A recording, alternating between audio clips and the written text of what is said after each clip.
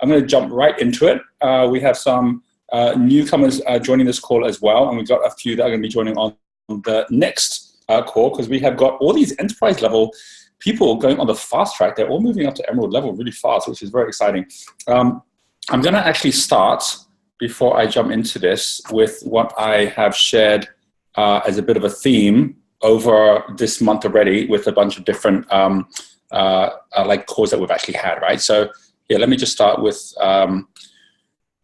up here, and I'm going to go a little bit backwards, right? Because I want to share, first of all, before we go into the call, a bit on some of the things that are happening in the world. And I really believe that in about 10 years' time, we're going to look back over the last 30 years, and we're going to say there were two main key inflection points which changed everything. And I think the first thing we're going to look at is we're going to say that in like 1997, 98, there was this like which is basically 20 years ago, there was this like massive shift that happened with the internet starting.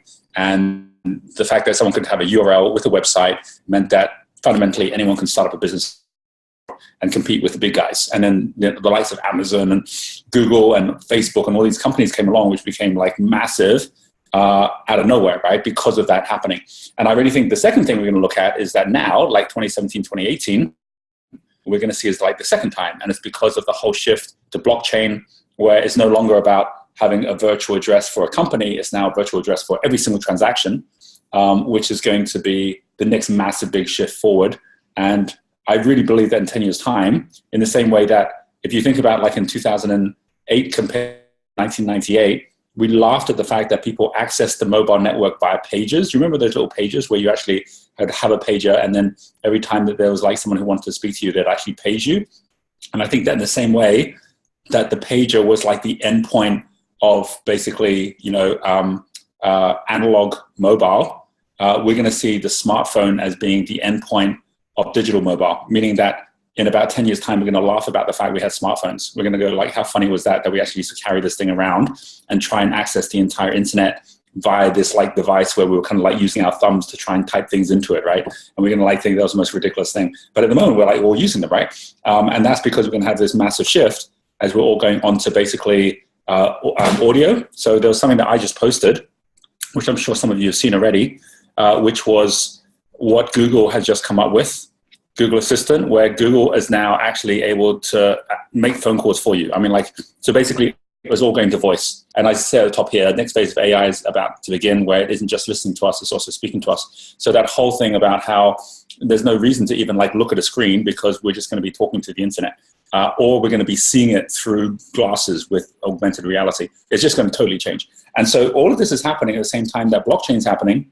It's like a perfect storm where we're going to be able to actually do any transaction anywhere. And I'll be able to actually look at you and say, hey, I'll just pay you $20. And it will just pay you $20, right? It'll just get done.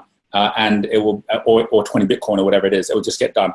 And so at the moment, we're in that same frothy kind of .com boom, blockchain, Bitcoin boom thing happening, which is all going to kind of like clear out 90% of the market once it busts. And then you're going to actually see the real fundamentals of what this entire technology is about. And over the last month, I've been at the Blockchain Expo. We've got the Blockchain Accelerator starting out with WeWork.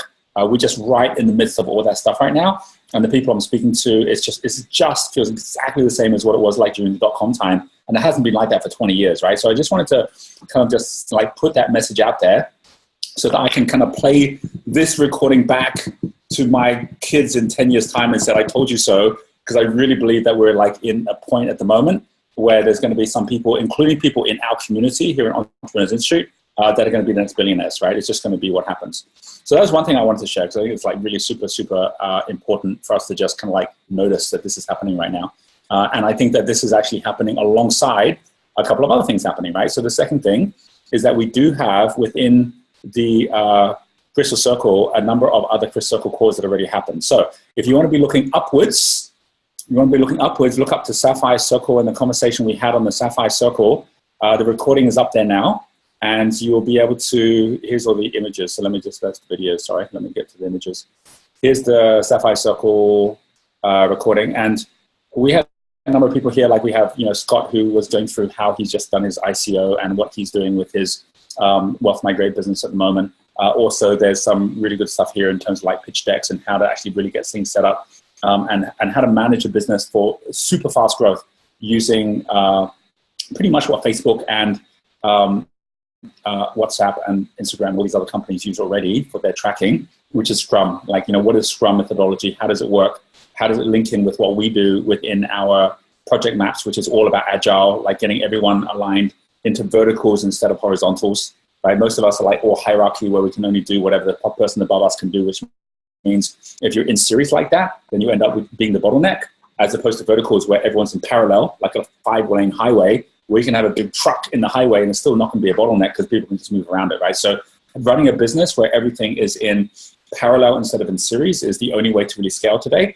And we kind of go through what that difference is and what it looks like. So if you're feeling like you're a bit of a bottleneck in your business, go listen to that, because that's going to kind of give you like some of the most important aspects of how to make sure you're not the one trying to figure it out for everyone, but every lane is actually set up with a different team that's driving things. And we run all of our stuff in all of our companies that way right now. So this is one thing I just wanted to mention, just again to say that this call is a lot more than just what we do on this call. It's about what's in the entire ecosystem of Crystal Circle.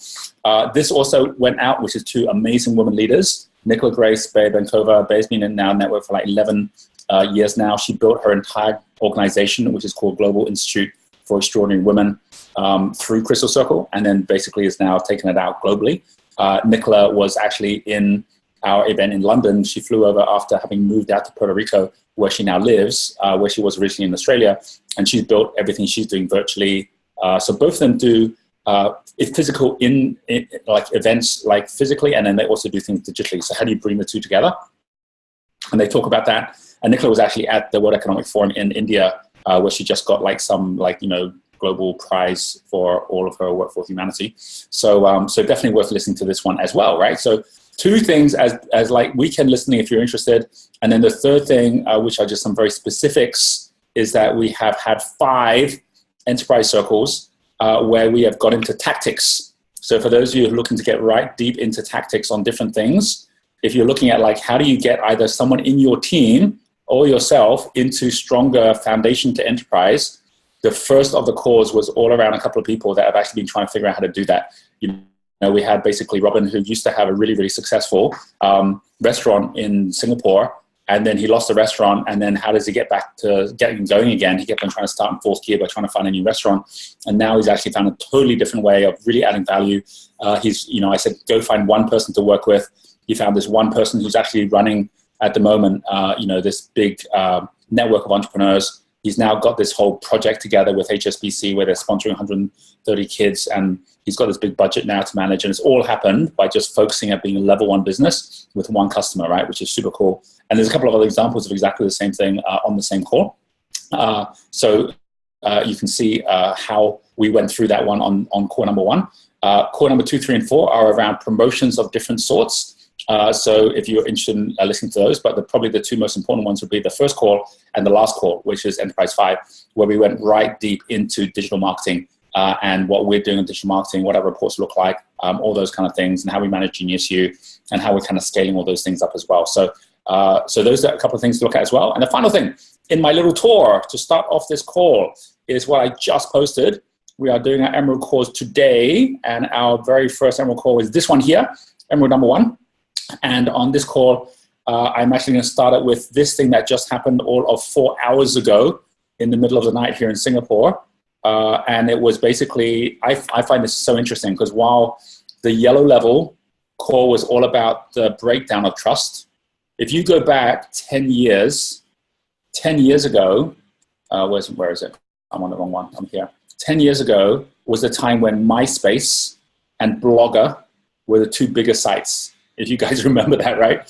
And the reason that MySpace and Blogger started failing, the reason they grew so fast is anyone could be anyone, right? So like you could be a fake person, right? And YouTube started the same way. It's like you can just be anybody. You can just post up there. And then everyone lost trust in that. Everyone was like, we don't trust the people we're talking to. We don't know who they are. And so along comes Facebook, along comes Google to say, well, then we're only going to allow people in who are real people. And you can trust us that they're real. And so that's why now you log into different sites using Facebook, using Google as your login. But now we're 10 years later, and we've gone from 2008 when we didn't trust individuals to 2018 when we don't actually trust companies, right? So this is the whole thing around Cambridge Analytica, what's happening with Facebook, like the fact that we don't trust these big companies anymore, that we're the only ones we were trusting 10 years ago. And we're back to a point where it's like, then we need to trust something different, right? And we're going back to trusting individuals. That's where blockchain comes in. That's where peer-to-peer comes in. And that's why that's going to be such a massive growth, while these companies are actually even blocking like cryptocurrencies and things like that as well, right? So it's kind of like the end. MySpace did exactly the same stuff by basically like holding onto their guns of saying, no, we want people to be anonymous. And now MySpace is pretty much like down to zero, right? Bought by Ashton Kutcher. And so you actually take like this whole thing about the breakdown of trust at one level, and then how it rises up in a different way. And what just happened in Malaysia is pretty phenomenal, because like there has been one party, like in Singapore it's the same thing. You'd never imagine that the PAP would ever get out of power, because they've been in power since the 1960s when they actually became the governing body. So fundamentally it's like a dictatorship, right? And in Malaysia it's been exactly the same. Like BN has been the number one party all the way through. There's not been another party. And it was Mahathir who was running that party. And the one person who tried to fight Mahathir 20 years ago was Anwar. And Anwar Ibrahim basically got put in jail for sodomy. And he kind of like, I mean, pretty much he was just victimized by the politicians to kind of get him, to push them away, which is kind of what Singapore does as well. And then the new guy, Najib, comes in, and basically, as you probably all heard, he was like, seriously like corrupt in everything he did. And Mahathir, who's like 92 years old, shows up again, says, I'm going to come and contest you because you're just a bad boy. And he goes, well, you can't compete because you don't have a party. So what does Mahathir do? He goes back to Anwar, who's his nemesis, who basically he put him in jail. And Anwar's still in jail, and says, hey, do you mind if I come into your party and be your prime minister? And Anwar's like, well, I'd rather that happens than have Najib continue. So yeah, come along, be my prime minister, but like step aside after 2 years because you're 92 years old, and let me be prime minister. So they signed an agreement back in January to do that. They just had the actual elections. They won by a landslide like last night, and people were up until middle of the night. I posted this like 30 minutes ago. I mean, like it's just to show like the emotions coming out of Malaysia right now, which is obviously just across the causeway. I posted this like, okay, now it's an hour ago that I posted this. It's had like, 500 likes. It's had like 130 shares. It's got all these people here who are just so like emotional about the whole thing, going through basically just like there's this outpouring that's coming through the whole of Malaysia right now as a result of what's just happened. And it's again, this whole thing that like strongmen are kind of taking over the world.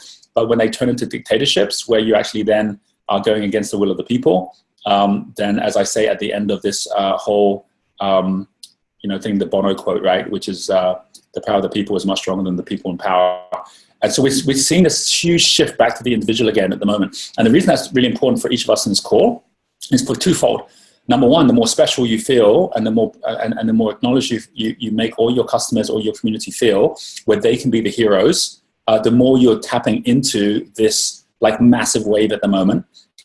And the more you yourself see that you have a power which is greater than even the Mark Zuckerbergs of the world today, because the power shift has happened, and then really use that, the better as well. So just keep that in mind in everything that you're doing, that there's going to be people at the same level or lower than where you're at right now that are going to be like 1,000 times where you're at in a couple of years, or you're that person, right, who's already shifting up that level. There's no time where you can be more empowered than right now, which I think is like one of the biggest, most powerful things around this too. So I'm just going to drop a couple of links in here, right? I'll drop this link in here so you can kind of go straight to it if you are interested. And one thing that's really kind of helpful about these calls as well is it just gives us a way to just put a marker in the sand as to where we are and come back in the future.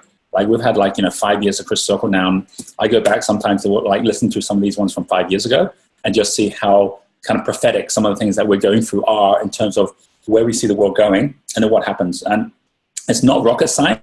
It's just seeing the patterns, just like a surfer sees the patterns in the waves and then actually is able to then kind of pick when the next set is likely to show up, basically. Okay, so with all that being shared, we are going to go through the format that we would normally go through on a call. We do have a few new people on the call. I'll introduce you to them as we go as well. But basically what we're going to do is give everyone a chance to be sharing what you have put on the sheet here. We're going to go through these in order, a bit of a highlight, bit of a Q&A around this as well. And anyone who hasn't posted anything in here, I'll come to you at the end. But I'm going to kind of start with all those who are on here.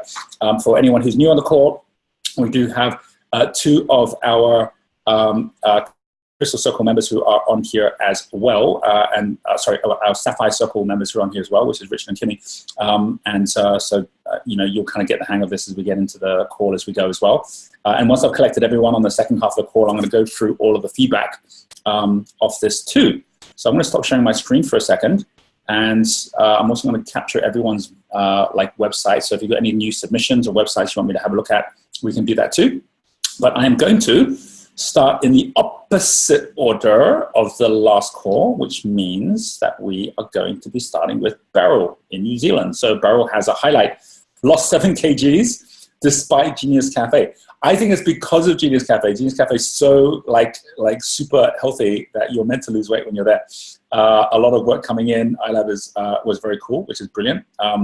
And then biggest questions. I know this seems an incredible waste, but I can't actually think of any. I think I'm pretty much on track at the moment. So today I'll just listen in for inspiration and answer your questions if you have any, unless you can solve my admin issue. See challenge. I'm going to just talk about this issue for a moment, right? Because often if you're stuck on a question, it shows up in your challenge, right? So a challenge is basically just an unasked question. A challenge is just an unasked question, or a question that's not been phrased yet in a way in your mind, because if you turn every challenge into a question, then it always gets solved, right? So that's one thing to always keep in mind. If you've got any problems you've got right now, so ask yourself, well, how would I phrase this problem as a question? And then I'll get it solved, and it won't be a problem anymore. So you got here, still too busy, but getting less so now that I am communicating better, delegating more. Although one setback has been my new admin assistant, who has now tied herself up with other full-time work until the end of June. Problem that appears with people in the lower wage bracket is that they tend to hang out more for full-time jobs for security reasons. Okay, so you've got an admin assistant who doesn't want to do admin. Okay, Beryl, I've got a question for you on that. Well, actually, before my question, can you share with everyone just your experience in Bali? I'd love you to do that, because I don't think you've been on iLab before, right? So what was that experience from your point of view as someone who's already been on Chris Circle for a while?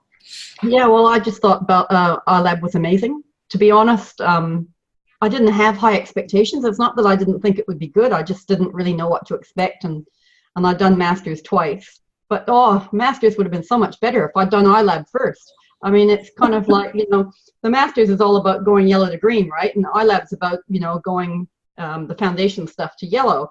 Exactly. Sometimes you just need to go back and look at your foundation. So that was what I really got out of it. Like, even though, you know, I'm kind of, I'm sort of green at the moment.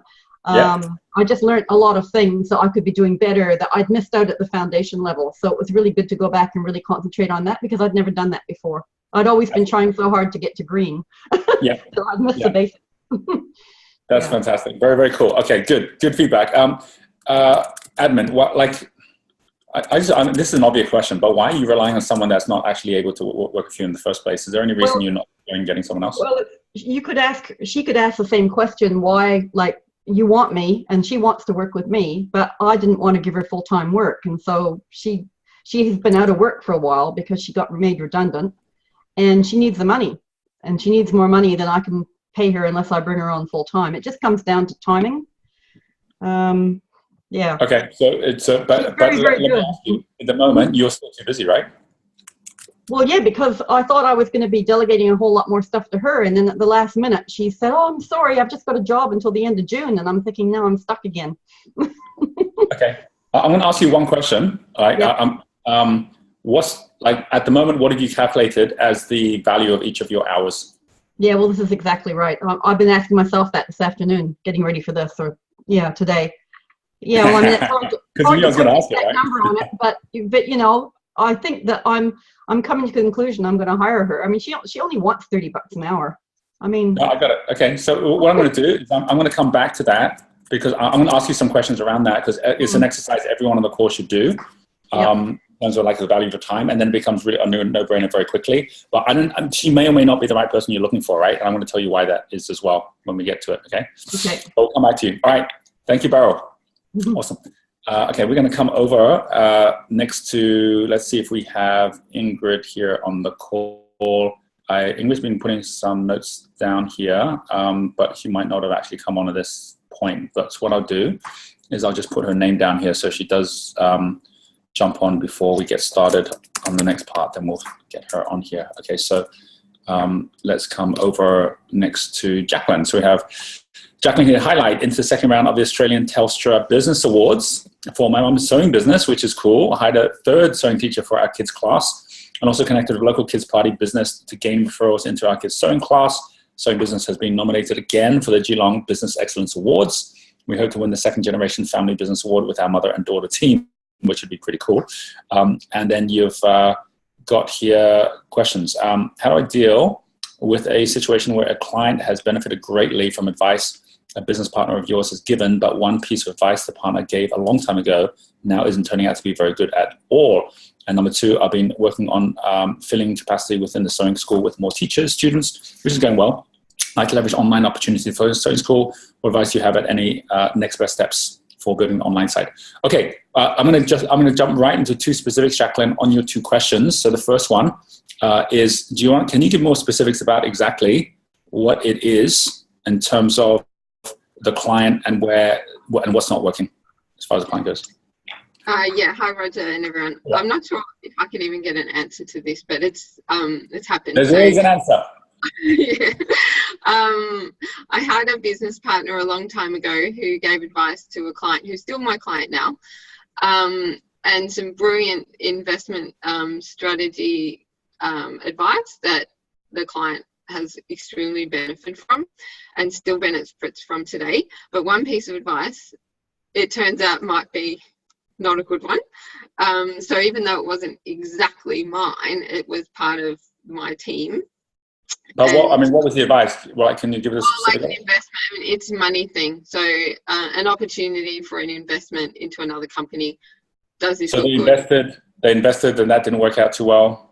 It looked like everything was looking, this is like 7 years ago, looks like everything was and is going well. I think people will still be making a lot of money for it, but it seems like there might be some corrupt people that have come in to make it a massive issue. Okay. And so, yeah. And so how's that impacting your relationship with them then? Are they blaming you for that or something?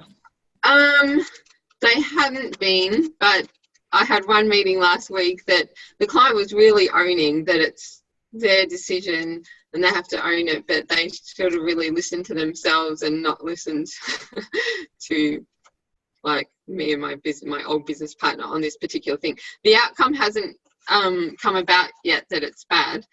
I'm asking, regardless of what's happening with it, why is this an issue? Is it an issue because they're now not listening to you anymore? Because you're feeling guilty? What's the issue? The issue just is that I was in a meeting where a little bit of blame was delivered. Were you trying to give them new advice and they weren't listening anymore because they say, well, we can't listen to you? No, I think I handled the meeting really well, knowing that, yes, the person had to own their part too. The advice was given that long time ago. I believe in lessons from it. So I did help the person not to sit in a victim mode and try and help that client come out of that a little bit. It's fine. I just feel like I wondered what would happen. Are you wondering how you don't be in victim mode about it? How I'm feeling like a victim about it, did you say? Yeah. Well, I really own my responsibility of No, the reason I bring it up is because you bring it up, right? So the fact you bring it up means there's something going on there, right? There's something you're feeling isn't sitting quite right. I sort of in this situation, do I go forward and then still like give advice and coach, even though it's like a conflict of interest that I'm giving advice on something from the past? It's a really important point you're bringing up, Jacqueline, because this is the biggest reason that adults have less confidence than kids. Because adults have all got enough history to think of times when they did things where their advice or their thinking it didn't work out as planned, right? And so because it didn't work out as planned, they either don't give advice anymore, or they don't live their greatness anymore, or they do exactly what you're doing, which is like, okay, how do I feel about this now? Whereas before I would go, you should totally go do this, or you should totally, now I'm totally like, I don't even know I should be saying that stuff, or I'm actually having to be on the back foot more than I used to, or, people are like kind of saying stuff and I'm kind of wondering, are they saying that because of this? Two things extent that for some of us, we're in exactly that situation when it comes to stuff like partnerships, or should I even call that person? It's like, well, they probably don't even want to hear from me because this thing went bad in the past or whatever. I'm like, all this stuff starts playing out in our heads. And it is all victim mode stuff. It really is. It's all part of that. Even you could be super successful and still be in victim mode, right? And victim mode shows up because it shows up in greed. It shows up in ego. Those are all just protections. That we all have these protections to actually kind of like make us not have to like worry about what other people think. We'll go buy fast cars. We'll go look good on Instagram. We'll do all this kind of stuff to just protect ourselves. Because then it makes us not have to feel so vulnerable, really. Because the more you have experiences, the more vulnerable you can potentially get out of it as well. So that's why I'm digging a little bit, right? It's kind of like, because it's a really important point you're going through. And if you're going to be a mentor, or if you're actually just going to even be a leader in a company, the real question is how do you own that? There's a program we just ran, which we ran with all of these Series A to Series B companies, or these are the guys that have actually like raised, between $1 and $5 million, and now going from 5 to 15. So they're in that scaling point. And Peng, who's he's the VC guy, so he's got this $100 million fund where he does one session, and his one session is called the agony of leadership, because the whole thing is about like what is it that a leader has to do, and what is the responsibility they take on. And to what extent do they take on not just their own failures, but the failures of all the people they're leading? Do you know what I mean? Which is the same as a mentor, right? You take on all the failures of the people that you're mentoring, right? And how do you deal with that as well? So I kind of asking that. I think I know the answer of what you're saying as to why you bring it up, because you're like, okay, well, how do I actually deal with this thing? But it's actually how you deal with yourself more than how you deal it with them, to be honest, right? So I'm going to cover that a little bit. Let me ask you a different question, which is on the online side. What online marketing are you currently doing on the sewing school, and what's your best idea at the moment of what you think you could be doing? As far as online, we're having success with Facebook ads to fill the current new programs that we're launching in the sewing school. Yep. In the past, we made a pattern that sells for like $20 and it's made $10,000. I did have a lot going on YouTube, but I haven't so much. My idea was creating more products to sell around the world for sewers in the easiest way possible, because Mum and I both created, so we get to the 40th kilometre of the marathon and then nothing gets out into the world. So yeah. But the Telstra Award Business people, they're coming, and they said last year that if your mum could show that she's developed also her online revenue, that would be great. Help you get to the next round. So I've had some success there in the past. I'm just wondering what's the quickest, fastest, easiest way to sell some sewing things online. Yeah, and if you were to pick one product that you think is the most exportable, which one it would be? Well, we have a pattern that's almost finished. So if we just finish that and launch that, that could be okay. As far as membership, is that an online product of some sort? Yeah, it's a PDF. Yeah, it's like a pattern that I make the PDF and it keeps selling like the others. So I've made a few of them, and one of them's been a top seller. So I'd like to launch this second one. Got it. Is there a page where that exists at the moment online? The old one, the other one. Mm-hmm. I mean, is it on this? It's not on the site. Yeah, it's on that site under patterns, but I haven't actually done an overhaul of the website in years and years and years, because we've focused on the bricks and mortar. So I don't know if we do a whole website project there, or if we use Etsy, which is those other creative sites, to sell more on there and more on YouTube and maybe more on the Facebook page and stuff, instead of investing in like a website when it's, that's where I'm at. Got it. Awesome. Okay, fabulous. All right. Thank you, Jacqueline. Brilliant. Thank you.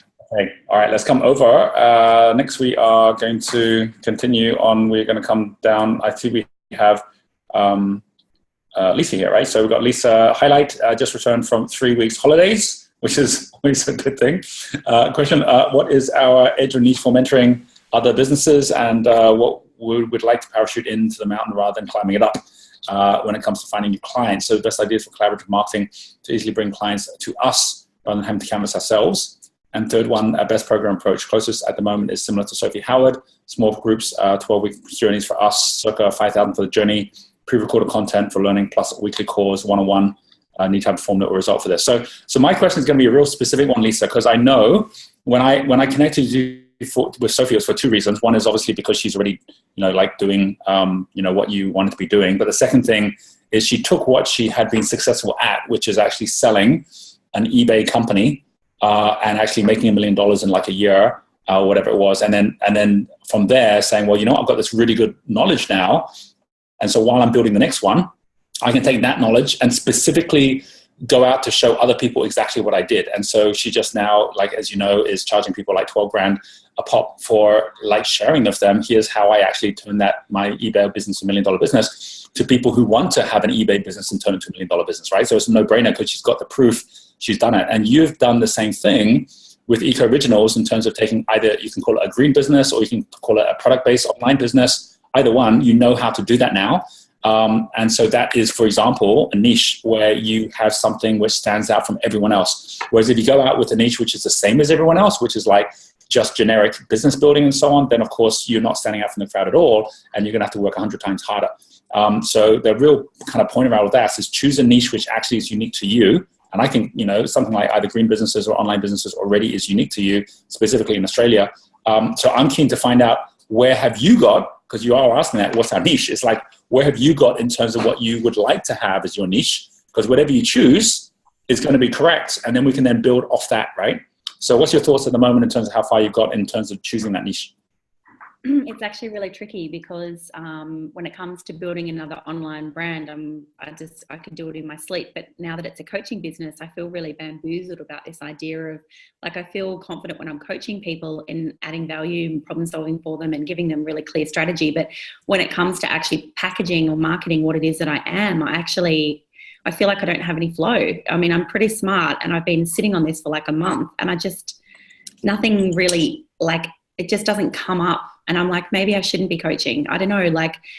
I feel like it's a really good business for me because when I'm actually one-on-one with clients or when I'm creating content, I really feel quite alive by it. And it's a really good opportunity to make money so that I can build my other brand without needing to pull profit from it. So I see on a head level why it makes sense, but I feel kind of I can't get my heart to engage, or I feel like there's not a really easy flow when it comes to, it's not jumping out at me what I should be selling myself as. And I understand what you're saying, how to build an online product-based business and brand, and I can show people how to do that. And yeah, I can definitely build content around that. I just, I guess I'd ask you, how much does my heart need to be into that in order for me to be able to make that something I do? So, okay, so let me just ask you a question, first of all, around the future, okay? And then I'll kind of explain why I'm asking the question. Let's imagine that you're 3 years from now, okay? And 3 years from now, you're known as a women leader that has supported other entrepreneurs, women and men, to actually grow businesses that are global businesses now, where they have taken a lot of the same things that you learned with Eco Originals, and they have built businesses that are actually now changing the world using, online tools, using the fact that they can actually source from different companies and go out to a global market. And you've got these different success stories, and you've got your awards, which are actually getting awarded to the top companies that are actually doing all of this. And you knew that it was because of you and what you had created in terms of this community of people that were out there making that difference, that you were doing that. If you were there in that and you put yourself in that position, without any of the how you got from where you are to where you're going, but that's where you're going, on a 0 to 10 scale, how much would that inspire you or not on 0 to 10? Parts of what you've just said, a 10, but other parts a 1. And the reason why, I've just spent a week on a cattle station, and I woke up every day at dawn and watched the mist roll across, and everything's, day and night, a white yes and no out there. It's actually really simple. And so what happened is I spent a week doing that, and then I've come back into my life here and I realized that everything's overcomplicated. So what you just said in that scenario, there are parts of that completely resonate with my heart. I want to help businesses. I want to empower businesses, but perhaps it's not that I want to help businesses that are changing the world. Maybe I want to get into a bit more grassroots level of how do I help people in my more local environment maybe, or it's like half of the puzzle. I just haven't got the other half of the people that actually are going to matter to me. So on a 0 to 10, are you saying 5? Yeah. Okay. All right. Let me repeat it again. All right. So you're in a situation now where you're basically like with a community of people where they have taken all the skill sets that you've learned over time, and they've been able to apply those so that they've actually been able to build up their own businesses in such a way that they're impacting their own local communities and impacting the people around them and the people that you care most about. And from those people that now have actually got the same skill sets that you learned over time the hard way, and they've got there the easy way, they're actually now able to impact their own families, they're able to impact the people around them in their communities in a way that actually fits them and who they are. And maybe it's not even a global business. Maybe it's something that's really local. Maybe it's something like what you heard with Jacqueline, where she went out to build globally. And now what she's actually doing is transforming her mom's business. And her number one ambition right now is to win the intergenerational award to actually have mother and daughter working together. And you're seeing these kind of stories that will show up every day as a result of what you're doing. On a 0 to 10 scale, how does that inspire you? 10. Just a 10? Yeah. Okay. So the first things first, and for any of you who are in this situation where you're going from something which is in momentum, because when you're in level 3, level 4, level 5 business, you're in momentum, right? And then you go to something brand new. It's like, oh, I'm going to start something new, or something where it's a different dynamic from what you're doing. You have to expect that loss of momentum. It's like being on a bike where it feels super awesome when you're going downhill in 5th gear. Now you get to a hill, and now you're back to 1st gear, and you're like, I don't enjoy this anymore. So you have to separate out, is the lack of motivation coming as a result of the vision, or is it coming as a result of simply your current situation, right? Because when you're starting something new, it's going to be tough, right? Because you're starting all over again and you're having to question everything, just like we heard from Jacqueline.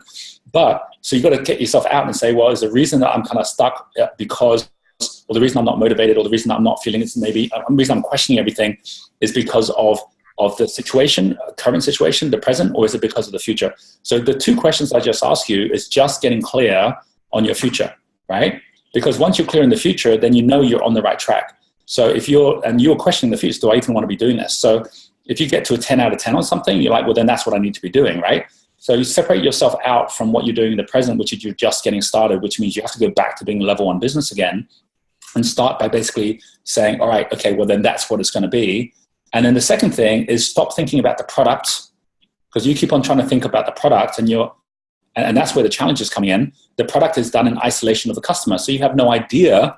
You can't build confidence up. You can have lots of confidence when you have a product that lots of people are buying. You can have 0 confidence when you've got a product no one's bought yet, right? So you don't start with the product, you start with the customer.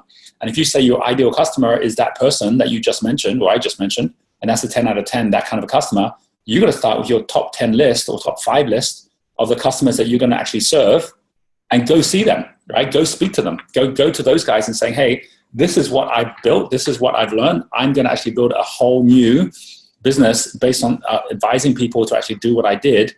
If I was to help you to do that, would you be up for that? And they'd be like, totally be up for that. Who would say no to that? It's like, right, well then let's put this together in a package that can work. I've got a few different ideas. One way is that I just kind of get on a call with you once a month and we just basically see how we can help each other out.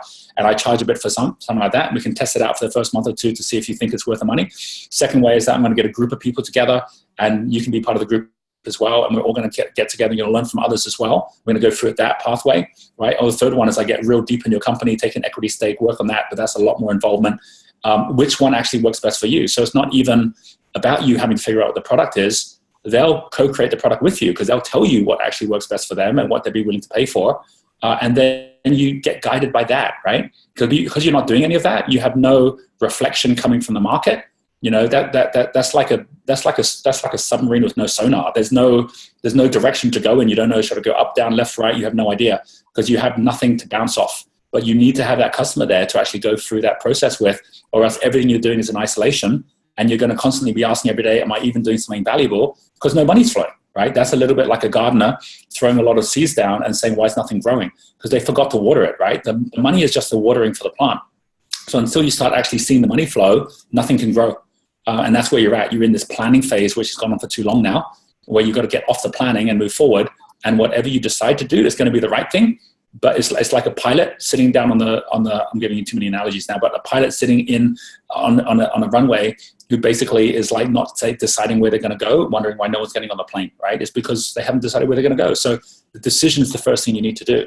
And then after that, just quit trying to change your decision and just say, right, that's where I'm going to go. And for at least a month, just go speak to the customers that are actually going to give you the money, and you will end up with a customer, right? But because you're not doing any of that, you're going to go month on month on month in planning mode and never actually getting it started. And before you know it, you're going to be 6 months down the line, right? So get the vision clear first, which is why we always start with the future vision, right? And you don't need to know how, you just need to know that's it. And then get with the customers you're going to be serving. And then from there, those conversations will then end up with those customers telling you exactly what they'd be willing to pay for, and start there. And only when the money starts flowing and you're actually delivering value with your time, do you even start thinking about productizing it, right? Does that make sense? Yeah, perfect. Yeah. Now, and think forward, like I'm at a 10 out of, you're at a 10 out of 10. Think about it. It's like, is there anything else you'd add to that would actually make it more along those lines? But then it's about, you can't ask anyone else what your niche is. You have to be the one that decides it, but it's got to be because it's 10 out of 10. And then in terms of what the model should be, don't think about the product anymore. You've got enough examples. We can give you loads of examples. I can give you another 10 examples, but I've already given you enough. And you're just not acting on them because your confidence level that you're even doing the right thing is too low. And so you've got to get back to building that confidence up. And that confidence will come as you actually start bouncing off with other people that actually say, I really want your help on stuff. And then you can actually start narrowing that down to say, hey, this is the stuff I really actually want to be doing more of. And then that turns that into a product which you can then multiply. Yeah. All right. So we'll go into more of that as we go. But this process of starting something brand new up has got to be a dance between you and your customer. You can't be doing it like on your own, basically. All right. I'm going to come back to you, Lisa, as we go into this in more detail, because this is all around promotional flows.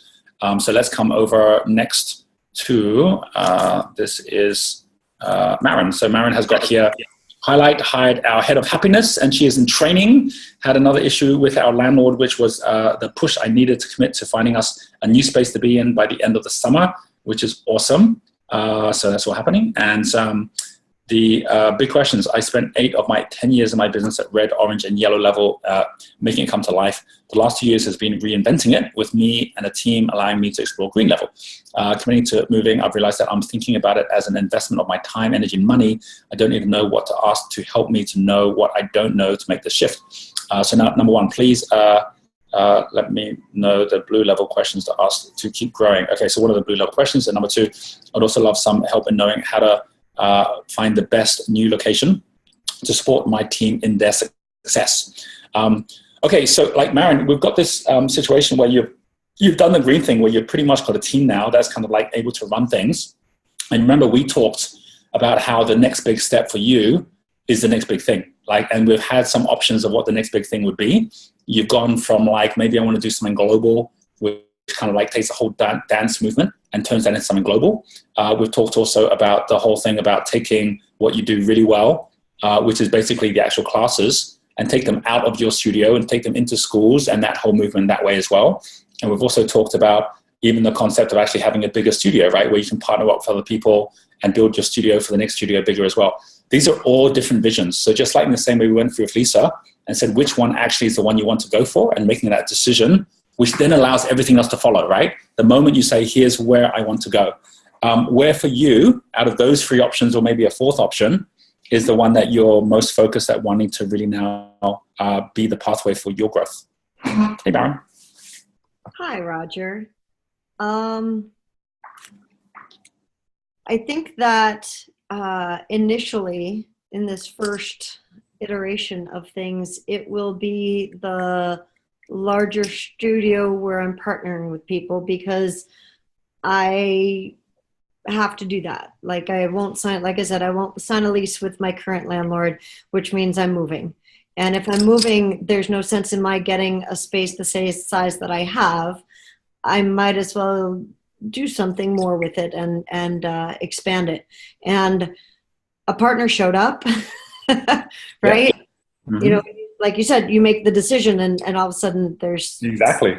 Right. So, exactly. So that would be and I was listening to the questions that you asked Lisa, and I was going through that in my head of if, 3 years from now, I had a successfully running studio with a team that was doing it and several partners there, and I was able to move on to something else, or even take that and make it so that it's, but if that was, those people were happy and successful and there was that going on, that would be a 10 out of 10 for me. So yeah, so I was listening.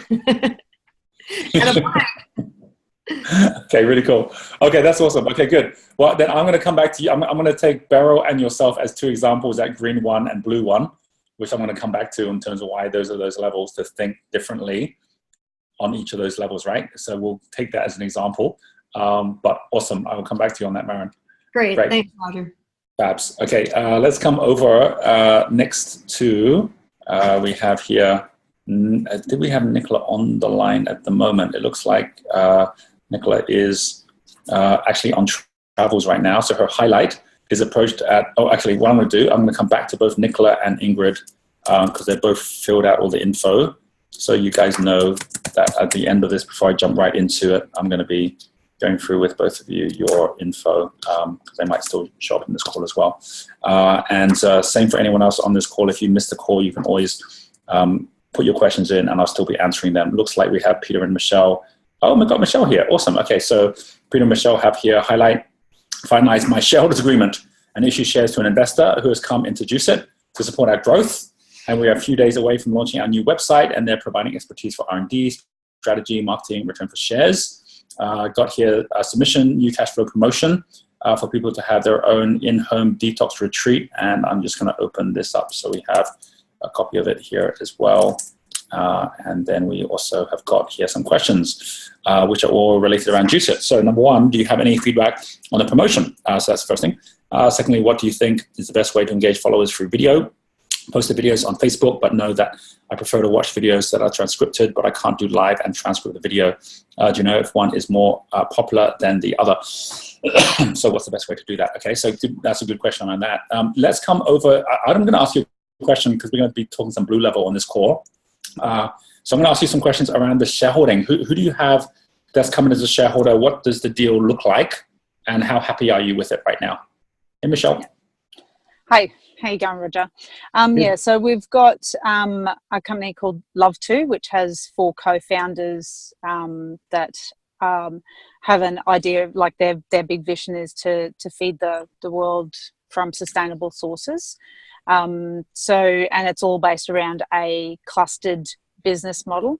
And a lot of the R&D work that we're doing is around sourcing from local natives, integrating a clustered business model both vertically and horizontally, and developing really good shared supply chain systems and sustainable development around local geographic areas. Do they already do juice, or are they doing something else? No. So I'm the only juice manufacturer, and we're going to bring in a ready-made meals manufacturer as well, and then grow rooms and things like that as well. So we'll have multiple businesses that all share resources. So we cut out the middleman of the markets. We're going direct from farm straight to the value-added product, and then creating programs from that for particular markets. So a program where we're incorporating a ready-made meal with the juices for corporates, where we can put it in vending machines, things where we can, from a central business point, cover a geographic area that has a high dense population, and be doing it all from sustainable sources. That then, if we go, well, that cluster can feed 10,000 people, then how many clusters do we need in a particular geographic area to cover that's perfect. The feeding of people? But you're saying they're doing this already with other products? Yeah, so no, we're developing the first one. That's what we're in the middle of doing. So this is a whole brand new startup for them, basically. They've got the vision. Yep. And so what they're doing is they've created a venture capital fund, and they're getting investors into the venture capital fund, which will then help to create the capital for duplicating the model. Okay. So we're in the process of trying to prove the first business model. And so the way that we've structured the investment into Juice It is they've invoiced me for R&D services and strategy and things like that for developing this. So that's 100% R&D cost, which because of the Australian government R&D programs, we get 50% refund on every dollar spent. All right. So it's getting some cash flow into Juice It for actually building and developing this whole project and the whole pilot, and has a growth strategy, because as soon as we have it proven and we've got it all in place, then we'll be growth through duplicating the cluster. Oh, got it. Okay. So just in terms of what that looks like how much have they, what's the amount they've invested in the business, and how much have you given away for that? So they've invested $125,000. I did it at $1 a share. All right. And so, and then for that, I get 50% back from cash. Well, I mean, but how much shares have they taken? 125,000. So about 30. I think they're at 33% shareholders. Okay. All right. And so they've got that shareholding, and then you're getting to see half that money back in terms of them billing, them paying you to do stuff anyway, right? Mm-hmm. Okay. In the first year, or in total? That's in total. We've got a shareholders agreement where we can do more share issues, but it has to be at everyone's agreement. Yeah. No, I mean, in terms of them paying you, or in terms of doing the research and stuff, is that just a 1-year contract and then you're done, or are you going to keep on doing more each year? We will keep doing more, but that's the first year, and then we'll renegotiate each year. Okay. All right. And outside of that deal, how is the overall growth of Juice It outside of that in terms of the online and the offline? Because that was always the big focus at trying to see how you can do more online, right? Yeah. So we are seeing a slow progressive growth, and with some of the strategies that we've sort of put in place around our marketing and product development, I'm definitely seeing an increase in the numbers coming through each month, which is great. We're still not at break even cash flow. We're still getting there. But there's with things I've been accepted into a food incubator program. So we're developing some new products that are going to be easier to get out logistically than what the cold pressed juice is, with not the short shelf life and things like that. And the food incubator program will just, I think, teach me a lot more about this industry. I didn't realize how little I really knew about this industry until I started going to some of these industry events and went, oh, wow, I really don't know shit. So there's light. Because if you did know all that stuff, then you probably never would have started, right? Oh, God, no. No, I would have found something way easier. That's the way it is. That's the way, Yeah. Okay, that's good. Okay, so I've got it. All right. So, all right. So I've got you've got your whole thing here around the promo feedback, and then also best ways to use video, right? Awesome. Okay. All right. So we've got that. Cool. And that's going to link to some of the other questions we have here as well, which is great. So I've got that. And then what I'm going to do right now, because I just want to make sure I want to cover everyone on here too. So what I also want to do is make sure that I have the others who have not yet actually got on the call. Unusually at the moment, I think people are traveling. There's quite a few people that are not on. So we have both Stephanie and also we have Susie that have posted questions in here as well. So what I'm going to actually do before I just come over to Kimmy and Richard is I'm going to just give you a bit of a pathway of where we are at the moment. And then give them a chance to share as well, because I see Kimmy's posted some info in here too. And then we'll get Richard also to add any other questions he has too. So here's what I'm going to do is I'm just going to walk through to give everyone a bit of an overview on the key things we're covering. So here's my sheet here. So first one is just in terms of the navigation here, that a lot of this is actually it's actually stretching between, the yellow, green, and blue, right? And the reason is kind of interesting is that, for many of you, you're in transition, going from one level to another level. So that's what, or one level up that you've kind of dropped down to a level as well, right? So it kind of works both ways. in terms of like, whichever way you go. So what I'm going to do, apparently Stephanie's on the call as well, so I will come back to Stephanie then. Cool. So what I want to do is just actually give you a navigation so we can see what the key themes are. First one, I'm actually going to start at the top and work downwards, right? So I'm actually going to start with Marin, and this sometimes is the best way to do it, because when we see things in a different light, which especially if we're going to something brand new and fresh, right? So Anchor the Authority is first level of blue, which is basically all about, like, if you think again, like I said in the past, that like the very first step, whether it's yellow, green, or blue, is like your North Pole, right? This is your north. So it's like, okay, now I've got a compass. If you don't have the compass, you're going to get lost. So it's North Pole. And then the second level, B2, which if we got to that, would be all about your South Pole, which in the case of blue level, it's processes, right? That's South Pole. So it's perfect your processes. And then the third level, which is when all the capital starts flowing, because, third level is all about capital.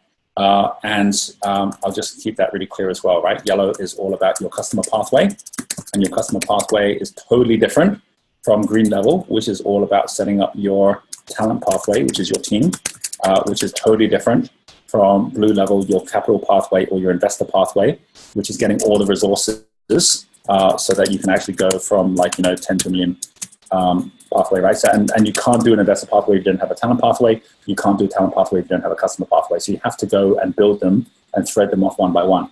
And each one starts in the same way from a particular point. Where's your North Pole? So at yellow level, if we because we do have some yellow as well. Like Jacqueline's going right in terms of would I really stand on this in terms of yellow and green, right? In terms of how to just deal with basic stuff, right? Because your reputation at that level of how you do that will show up even more at blue level, right? Or even more at green level in terms of how you do that. So you've got to keep on coming back to that every step as you go as well. Obviously, level one is about your own identity, right? And I'm going to actually go through where to go to get all this stuff to just double check where you're at, so that you're always basically starting with a navigator. Because if you're ever to start I don't know what to do next, and which happens when you get lost at every point, is always get the map out, get the compass out, and then just see where you're at and then move from there again, right?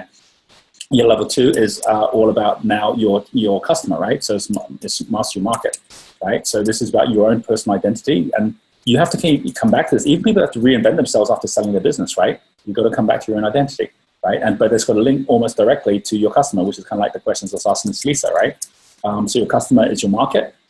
That's your South Pole. Sorry, this is North. So you've got North, South Pole. The third thing, right, on this part here is your balance sheet, right? So one of them is your cash flow statement, always here. This is always about cash, right? This is always about your profit and loss. This one is always about your balance sheet or your capital, right? So you're always going to have those three steps, which is why we have a three-sided account system, right? Because it actually isn't just managing those three things for the three different things that flow through our markets. So this one here, going to yellow level one, identity, is your North Pole. This third one now, by the way, North and South face the magnetism. This is the electricity, right? This is the power. It's like it's like putting your foot down and then going, and then it's like now we've got the power in the gear. Then you've got to go back to the next gear. You've got to do the same thing again. Yellow level two, this one here, right, is basically all about your customer. That's your South Pole. And then you've then got your promotions. And we've got some questions on promotions here as well, which is basically your power. It's like where the money comes in, right? So actually, and then the same, obviously this is yellow level. Let me just move this down. And then you've got green level in the middle, which is your talent. And so if I just move these so that they actually correlate, this one is here. Oops. Oh, this one is here. Right, so this one is here. And so we've got each of these one by one. And then we've got the top one, which is capital. And then that one is here, investor pathway, right? And so this one here at green level, the very first step here is your company, right? So this is establish your enterprise. This is your enterprise, which is your North Pole, which is now everyone aligning themselves to the enterprise, not around you or not around your capital. This is all about talent, which is the team, which is refining your rhythm, right? So this is all about basically getting the band going together. And then this one here is all about the market, or in terms of partnerships, right? That you're actually synchronizing your steps with the whole partnerships. And so then the whole market gets tuned in, right? This is the flower pot. This is the garden, right? So you've got to replant the flower from the flower pot into the garden, right? And then once you've actually got the garden going, this is the whole farm, right? This is the whole lot, right? So just having that again as a different analogy, you can see why they're so different and what you need to do is different as well. So we're going to start with Beryl, the blue level, which is this one here, right? Then we're going to actually come over to Maren, right, which is a green level, green one. That's this one here. I am thinking I'm talking at the same time, so I'm just catching up with my brain. So this here then is going to be green level, right? So that's where Beryl is. So Maren and then Beryl. And then we're going to actually take on the yellow level from here and then move up to the actual promotions, right? So that's kind of the direction we're going to take as we go. I'm going to come over. Next, we have Stephanie here. So I'm going to come over to Stephanie's notes, and then I'll come over to Kimmy, then I'll come over to Richard, and then we'll kick it off. So with that context, we'll see what it's at. One final thing I'll say, just as a reminder for everyone who knows each other and for those who don't, these are all the companies that we're talking about, right? So this is Beryl's company, Complete Learning Solutions. So all of the companies she's working with in New Zealand to put all of their systems in place for their learning, to create learning organizations. This is Jacqueline's company, High Performance and Purpose, and her mum's sewing company, which we're going to go into and analyze that and how that all works. Here is the company that Lisa just sold, Eco Originals, Australia's highest rated nappies, and basically everything she's asking is the best way to move forward from that and start her new business off the back of that. Here's Heart and Soul Dance, Maren going to a whole new studio, so we're going to be talking about that. And then here's Juice It, where we just heard that Michelle sold a chunk of her company and is now ready for the next stage.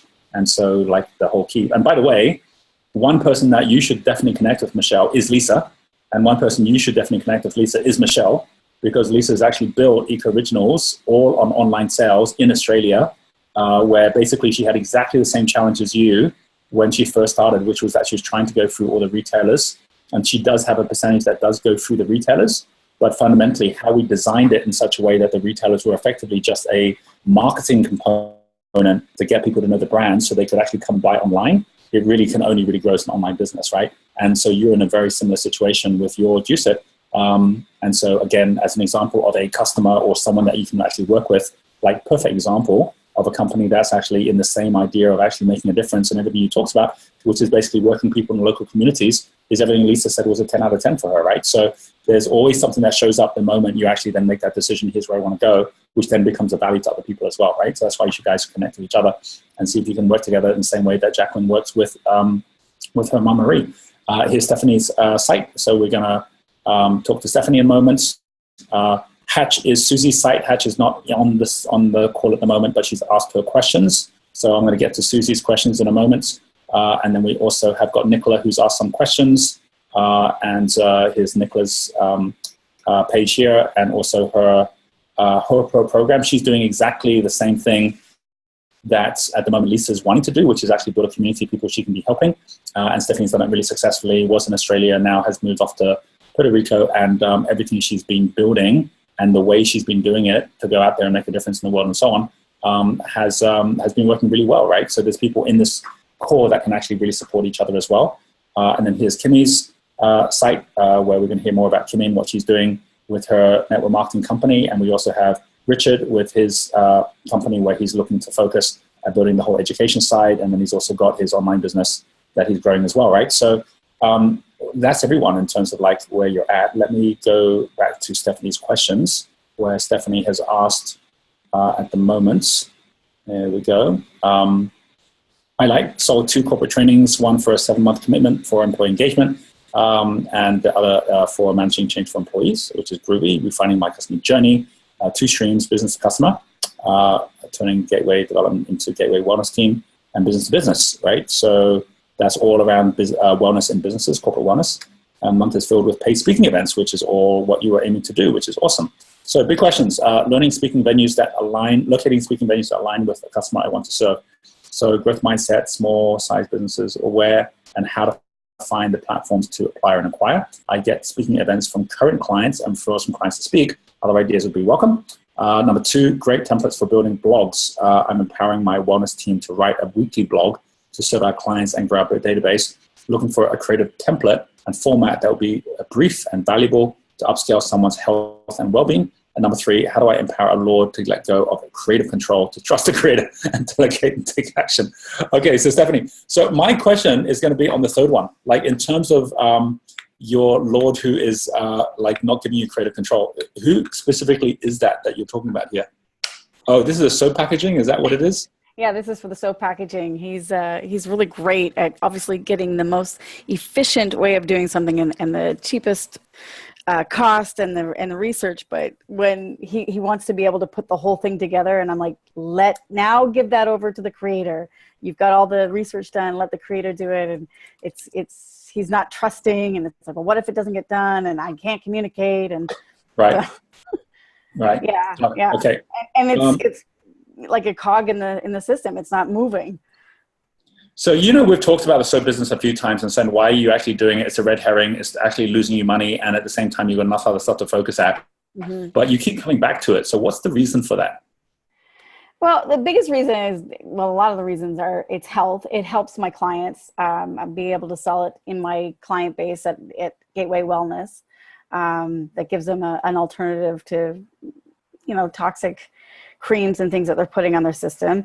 Plus, it's also in the long-term vision of working when I'm going to be taking over my my family's bed and breakfast, that I can have an actual product that I can have in. These are all still red herrings. Yeah. I mean, like if it didn't exist, it wouldn't make no difference to your life. No. If you weren't doing it. I mean, like you can run your events and you could run your bed and breakfast without having to have a soap company with all the headaches that come with it as well, right? And when you actually went through before how much of your time it's taking you and how much money you're actually making out of it, it just made no sense. So that's why I keep coming back to, because success is not what you say yes to, it's what you say no to, right? And so you keep on saying yes to it, and then you take up your own bandwidth, and even this call, talking about something which is like not even paying you any money, and it's just causing you more and more problems, right? So then I can spend lots of time talking to you about how you manage a Lord in the business, but it's not making you any money. You're paying money to do it. So I'm just asking, is that really what you want to focus at on this call or even in your life? And if the answer is yes, why? Why is it? Right. There must be a reason, right? The reason it's the Lord is my partner, so I'd like to get him out of his current job, and this is his way out. So yeah, but you do realize that the worst advice that any relationship counselor can give to someone else is, if you want to solve any relationship issues you're having with your partner, start a business with them. I mean, that's the worst advice you can give, right? Because if you've got issues with your partner, the last thing you should be doing is getting into business together, right? Yeah. and if you become the person trying to get him out of his job, and he's the one that then resists that, which he will, right? Because he's like, who are you to tell me what I should be doing, right? Mm-hmm. Then off the back of that, you're now trying to solve a whole different issue. If I was your relationship coach, I'd be saying to you, don't get into business with him, right? Like, support him, be his partner, be his loving partner, right? Like, give him lots of love, like find out what he wants to do and then support him with that, not by kind of mentoring him or teaching him or trying to be his team, but just by supporting him, right? And letting him do the whole thing. But it wouldn't be to actually say, go start a business with him, right? And it's, at the moment, your question you've asked me is not a relationship question. The question you've asked me is a business question. And I'd say fire him, right? You don't need someone like that in the business, but that doesn't actually solve you, because you're not actually doing the business because you're trying to make a successful business. You're doing the business because you're thinking it's somehow going to serve him, right? So I think you've got it all back to front. That's my feeling. And the best thing you can do is saying, hey, honey, if you want to do it this way, let's do it that way. You go out, make more money doing the stuff that you're doing. You give him the chance of actually figuring it out for himself, right? Mm-hmm. And then at the best that happens is he figures it out, right? The worst that happens is he doesn't blame you. Right. Right now, he's not having to figure it out because he thinks you're the one that's trying to figure it out. And right now he can blame you for everything because you're the one that's meant to be figuring it out and you're not figuring it out, right? And you're giving him advice that he doesn't like. So that's what you're in a lose-lose situation right now. Mm-hmm. So anyway, I'm just putting it out there that I can't give you constructive advice on that right now, because if it was around the Lord, I'd be saying it's a whole different thing, right? Mm-hmm. Yeah. Okay. Anyway, that's all I'll say about that right now. But I think, it's really important. However, your question around how to get like more engagements, I think is super cool as well. By the way, I would just say this as a truth. Every one thing you cut from your mind share will double the value of what you've got left. Meaning, if Stephanie stopped thinking about the soap business, she would be double as successful in her main business. It's just one, and because don't imagine for a moment, even if you think it's not taking a lot of your time up, it doesn't take up a massive amount of your subconscious. you probably dream more about the soap business than you dream about your own business, right? So your subconscious is like a million times more powerful than your conscious mind, and it's working for you all day and all night, even when you're sleeping. And that's when it does all this good work. And if you've got one thing for the subconscious to focus at, it'll do an awesome job on that one area. But if you're trying to do 10 different things at the same time, it won't. It's like having a hose with only so much water where you're trying to actually grow 5 different crops when you could just grow one. And the difference that it makes is basically you actually get the one thing that it should be focusing at so much more healthy and so much more alive than if you try and spread out all that attention across multiple things, right? So really, really super important. Even if you've got multiple things you want to do, put them in order of time. Like, what's the first thing to do now to do one thing well this week, rather than trying to do 5 things badly this week, and the next week you're still frustrated because none of them actually got done. Just get one done well, then move on to the next one, then move on to the next one, and just put everything basically into a point where you're just doing one thing well. And that's the biggest thing you can do for your team as well. If you give the team 3 things to do, don't be surprised they didn't do any of them.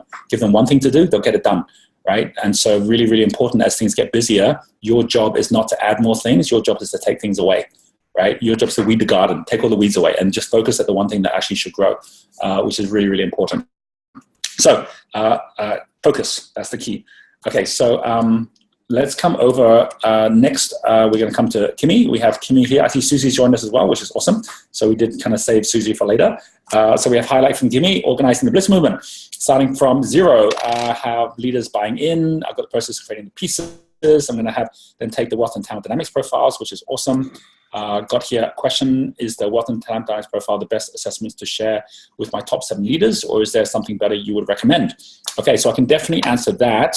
Kimmy, I'd love for you to just share overall, like, you know, now that you've joined Crystal Circle, and I know we've had a conversation and you've actually kind of got yourself a bit more aligned now, and it sounds to me like you're ready at actually going out and speaking to your leaders as well. Just what's been the kind of like where you at momentum wise, and what's been their reaction to all of your new thinking as well?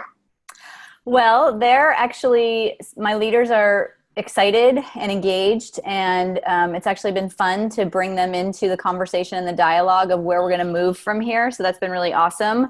But it's kind of like a roller coaster for me. I feel clarity, then I feel 20 steps back stuck, then I feel clarity, then I feel and so I can relate to a lot of what a lot of the people have shared on here. Lisa, for sure. Yeah,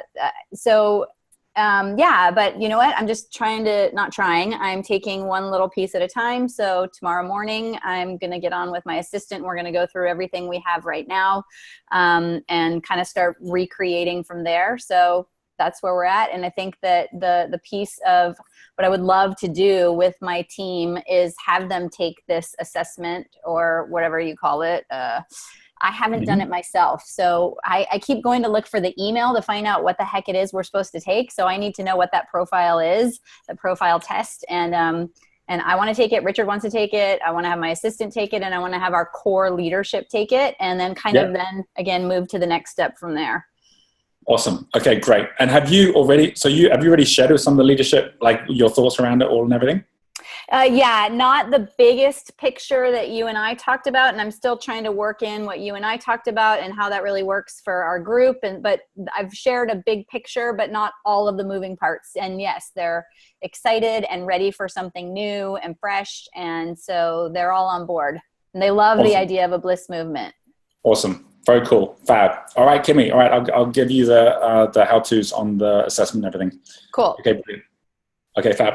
And I think while we're on it, Penny, if you're able to just get from Suraj, like, let's call it like 10 of the Wealth Dynamics profile tokens, I want to get them to Kimmy and Richard so they can just give the team a chance to go through those as well. And then I'll kind of go through it as well. So Penny's going to send you that on this call while we're having a chat. Okay, let's come over to Richard. So Richard, would love to hear from you. Doesn't look like you had a chance to put anything in here, but like, you have. Okay, highlight. Landed one whale account with 2 pending in one business, creating significant profits in another. And then you got not sure what the submission means. That one is really more for if you actually have any email, like some people, they put in, like some have on this call, like their promotion plans or what new websites or things they want me to have a look at. That's when you put stuff in there. But you've got also none at the moment in terms of questions. So I'd love you to just start by just sharing with everyone what's been kind of like, you know, 1 or 2 things that you've been doing ever since we met in New Zealand in terms of growing the business. And and just the way you're thinking about things at the moment. Hey, Richard. Hi. Well, I'll share an experience. So the one-on-one coaching that we had was a good tipping point for me to unleash some capital on hiring better talent. And so I gave that a lot of thought, analyzed some things. Yesterday, I placed an ad on Indeed. I don't know how global that is, but in the U.S., I guess it's a pretty good. And the interesting thing I wanted to share with you was, so I put in there, I'm looking for a president of the company, and the salary is $20,000 to $25,000 a month. And I just put a little profile on the company, you know, plenty of cash to grow the company, looking for 50% annual results. And so far I've gotten about 25 resumes, which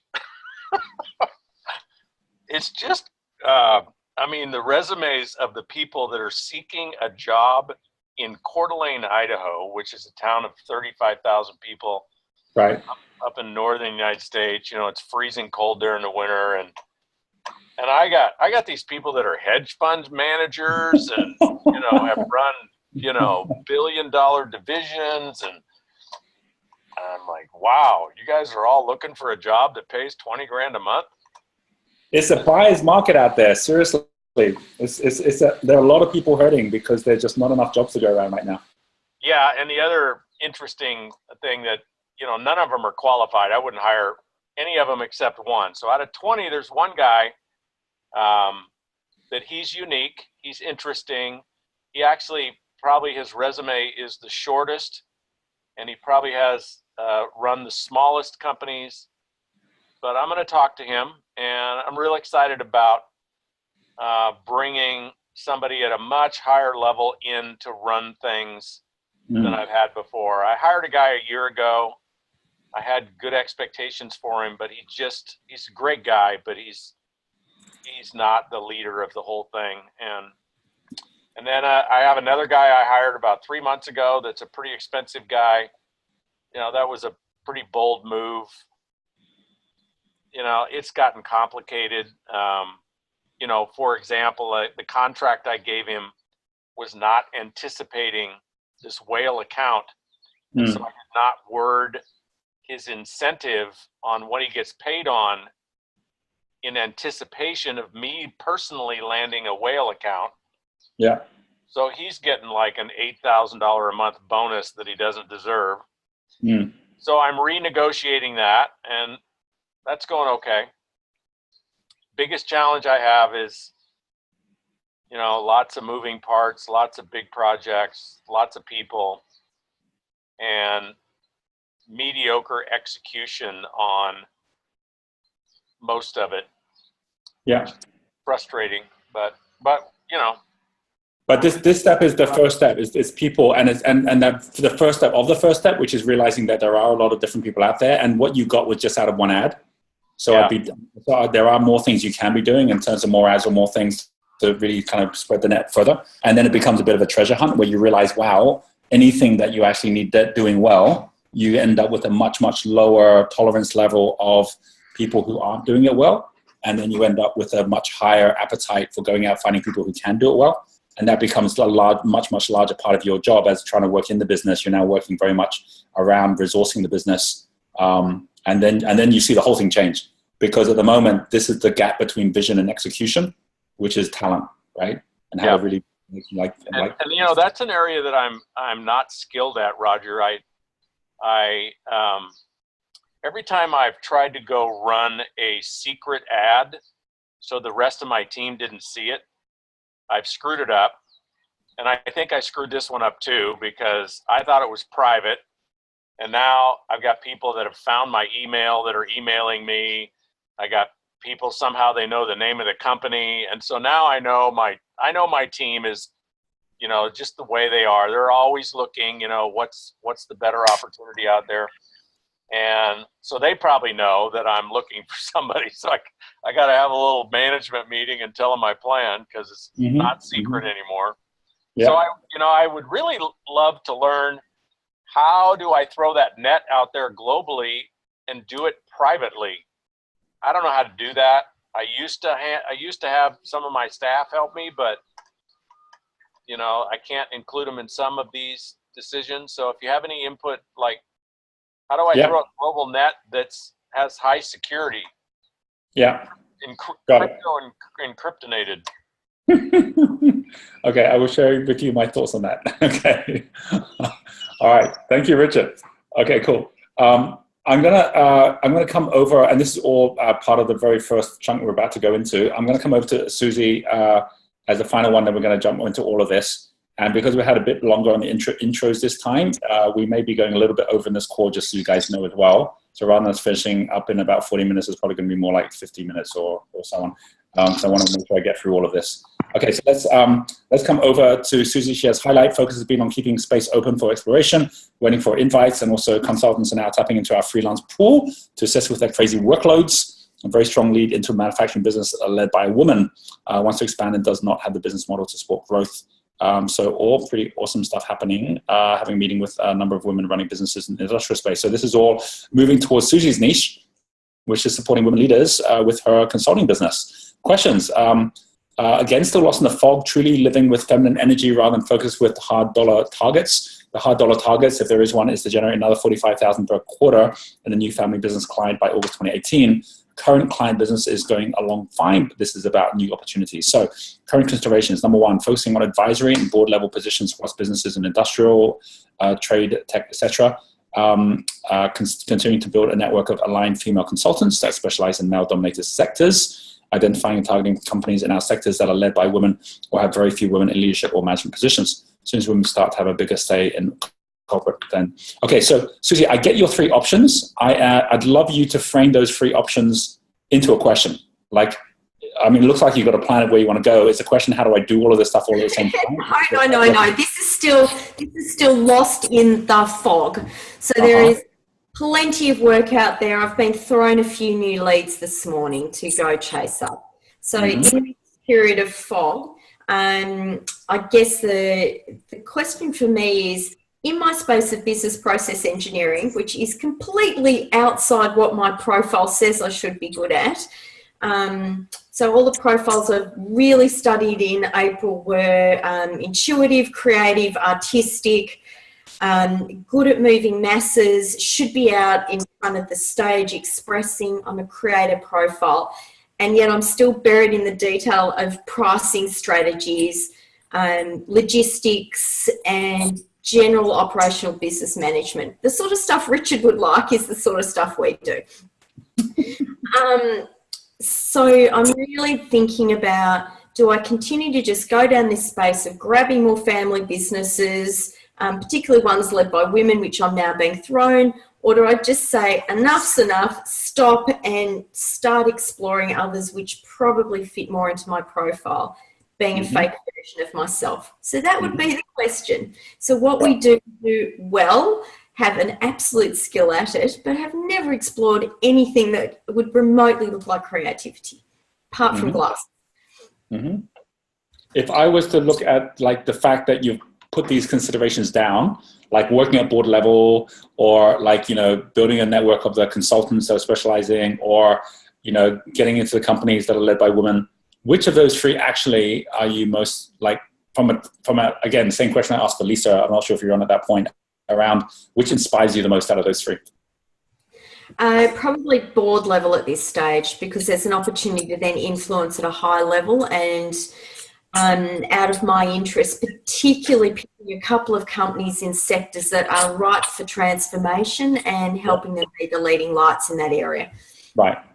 Got it. Okay, cool. And if you could think of all the people you're attracting at the moment, if you had to basically choose like two companies which are actually your ideal avatar, where they're run by women and where they could all grow quite considerably with your support at board level, could you already think of a couple of companies where that could be the case?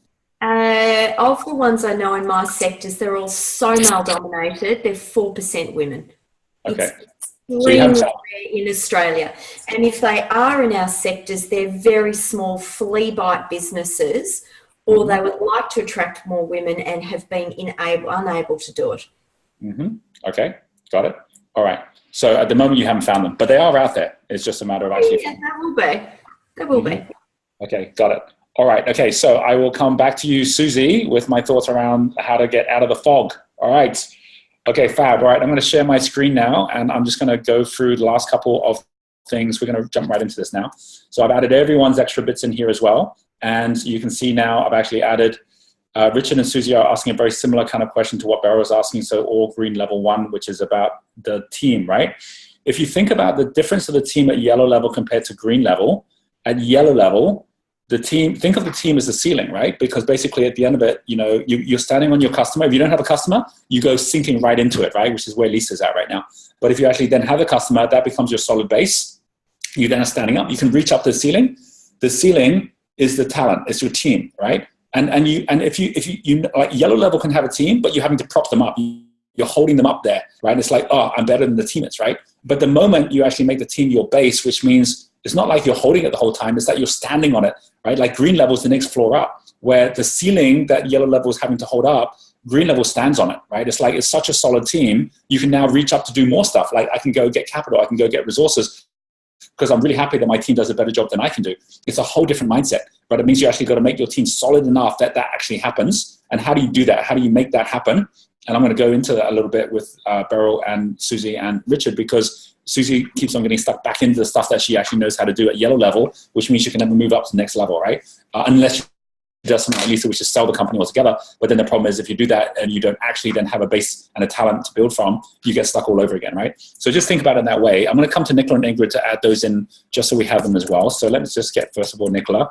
Nicola says, highlight approach that the London Exponential Entrepreneur she came at to promote exchange for training and some revenues. And then also Walking Off Forum, which she was at, where she basically was there in India, which is super exciting. And Birthing Change Reaction, Social Enterprise, Matches, Mentors, OECD agencies. Okay, so lots of cool stuff is happening for Nicola. Question, managing finances, maximizing exposure on Fuser, and promotion plan for Mission Mastery Academy. So it doesn't look like there's any submission on a promotion plan right now.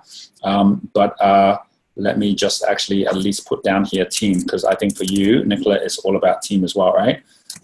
So I'm going to put that down on this. How do you make sure you get the right team? Because you will not be the one managing your finances, and you do not even need to be the one that actually puts together your promo plan either. But you've got to be asking the question, who before what, right? And then let me just get to Ingrid as well, where Ingrid has got here, she finished her micro degree, which is awesome. So that's the highlight for her. She's doing something very, very similar, actually.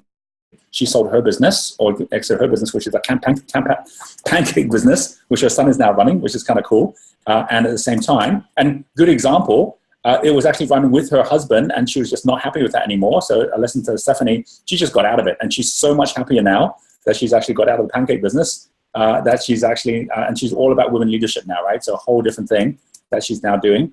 And she's got here, set up 2 limited companies, strategy and business plan for both. Started working with Rocketship, added digital media, engaged marketing. So lots and lots of stuff going on here, which is great. Oh, that's a challenge bit, right? This doesn't look like a challenge. Those things you're doing. Questions? How can I promote the micro degree in Genius U, and can I approach female members directly for doing interview video? How can I learn how to make a webinar? Okay, all right. So let me just put those in here. Webinar, best way to do that. This is all yellow 3 questions that we are going through, which is tactics on this as well.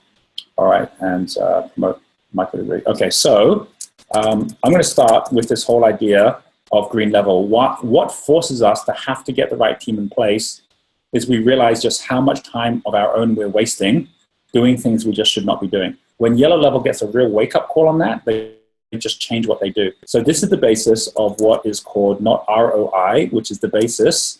ROI is the basis at, there are 3 things. There's ROI here. There is ROC here, which is also called LTV. And there is then ROTI. So ROI, everyone, if there's an investor, knows that ROI is return on investment, right? Which you can only have if you actually got an investment. So if you put an investment in a property and then you get like 10 times return on or 10% return on property, that's your return on investment on the property, right? ROC is return on customer It's basically LTV stands for lifetime value. What's the return on customer for every customer you've got? How much money you're actually getting from each customer? If you don't have a customer, you can't even calculate it, right? In the same way you don't have an investment, you can't calculate it. So it all starts with the customer. And if you don't have a customer, don't think about a product, because products do not pay you money. Customers pay you money. So you've got to start with a customer, right? This one is the one that most people misunderstand. Our OTI is return on time invested. It's like, what is your value of your time? Return on time invested, right? So there's 3 different types of time. I'm going to take Beryl as an example so we can see this, okay? And basically there are 3 one by one. So Beryl, if you want to come off mute for a second, I'm going to keep sharing my screen. I'm just going to ask you a few different questions, right? So are you there at the moment? Yep. Okay, so my first question is, when you go to see a client, how much do you bill yourself out to that client? I'm trying to get away from hourly billing now, but I'm around 200 an hour. Okay, 200 an hour, right? Okay, so that's when you're actually with a client, right? If you make a sale to a client, let's just talk about like, you know, just like the average size client, and you actually do a sale. How much is a normal client signing up for? It's about it's about 15K. Okay, and if you do you have a sales commission you pay to salespeople? Yep, I do. It depends on. I've got a model depending on how much they're involved in the process. All right. I try and get 30% margin for myself, but I don't always manage. Okay, so how much would you, like, if you had a salesperson that does the same job you do when you sell into a client? How much do you pay them? I will pay them usually 20% of gross profit. Okay, so if for the 15,000 or revenue if there's not much direct costs involved. So it's $15,000. How much are you paying them? Sorry? If it's $15,000 for the client, how much would you pay the salesperson? Yeah, it would be 3,000, wouldn't it? Well, that's on the revenue. Are you paying them that on the revenue? 20% on the revenue? Yeah, on the revenue for some stuff I'll pay them on the revenue. Okay, roughly how much time would it take you to close that client if you were the salesperson from beginning to end? 2 to 3 visits, 2 to 3 hours maybe. In total? Every time you've done a proposal. Yeah, probably in total. It depends on what the product is. Like if it was a learning management system, it's more money, but it takes longer. But usually you can close it in 3 hours or less.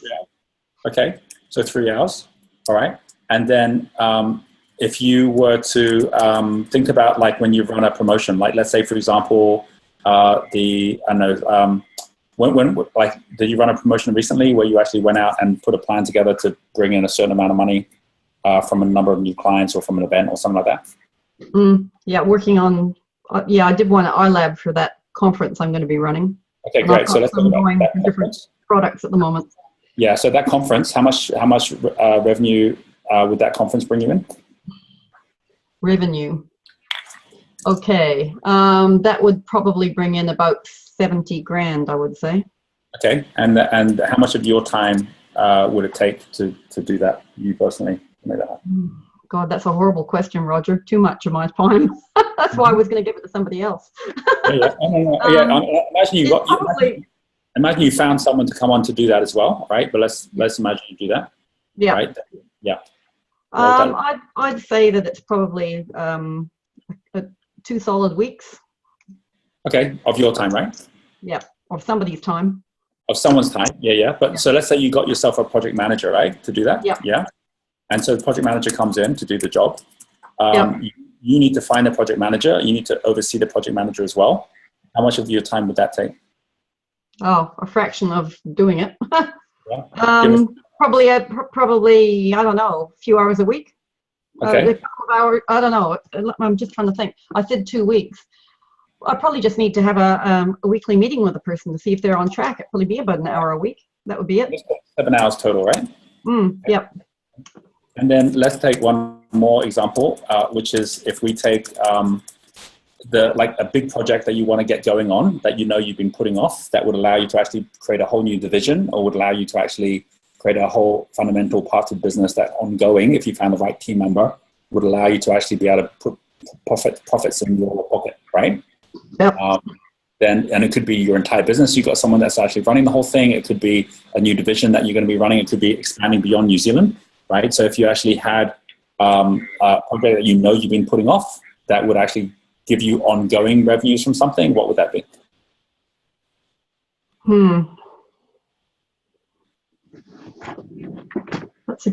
That's a good question. I'm just trying to think of what it would be at the moment. I think I've got a new cloud performance, continuous performance management system, and I really haven't marketed it properly, and I think it's got huge potential.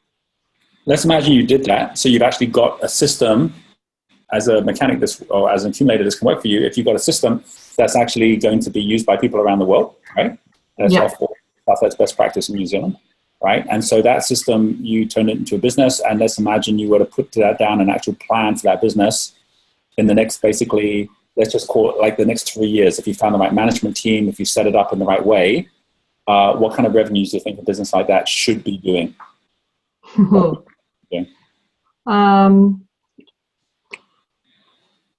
Within 3 years. Within 3 years.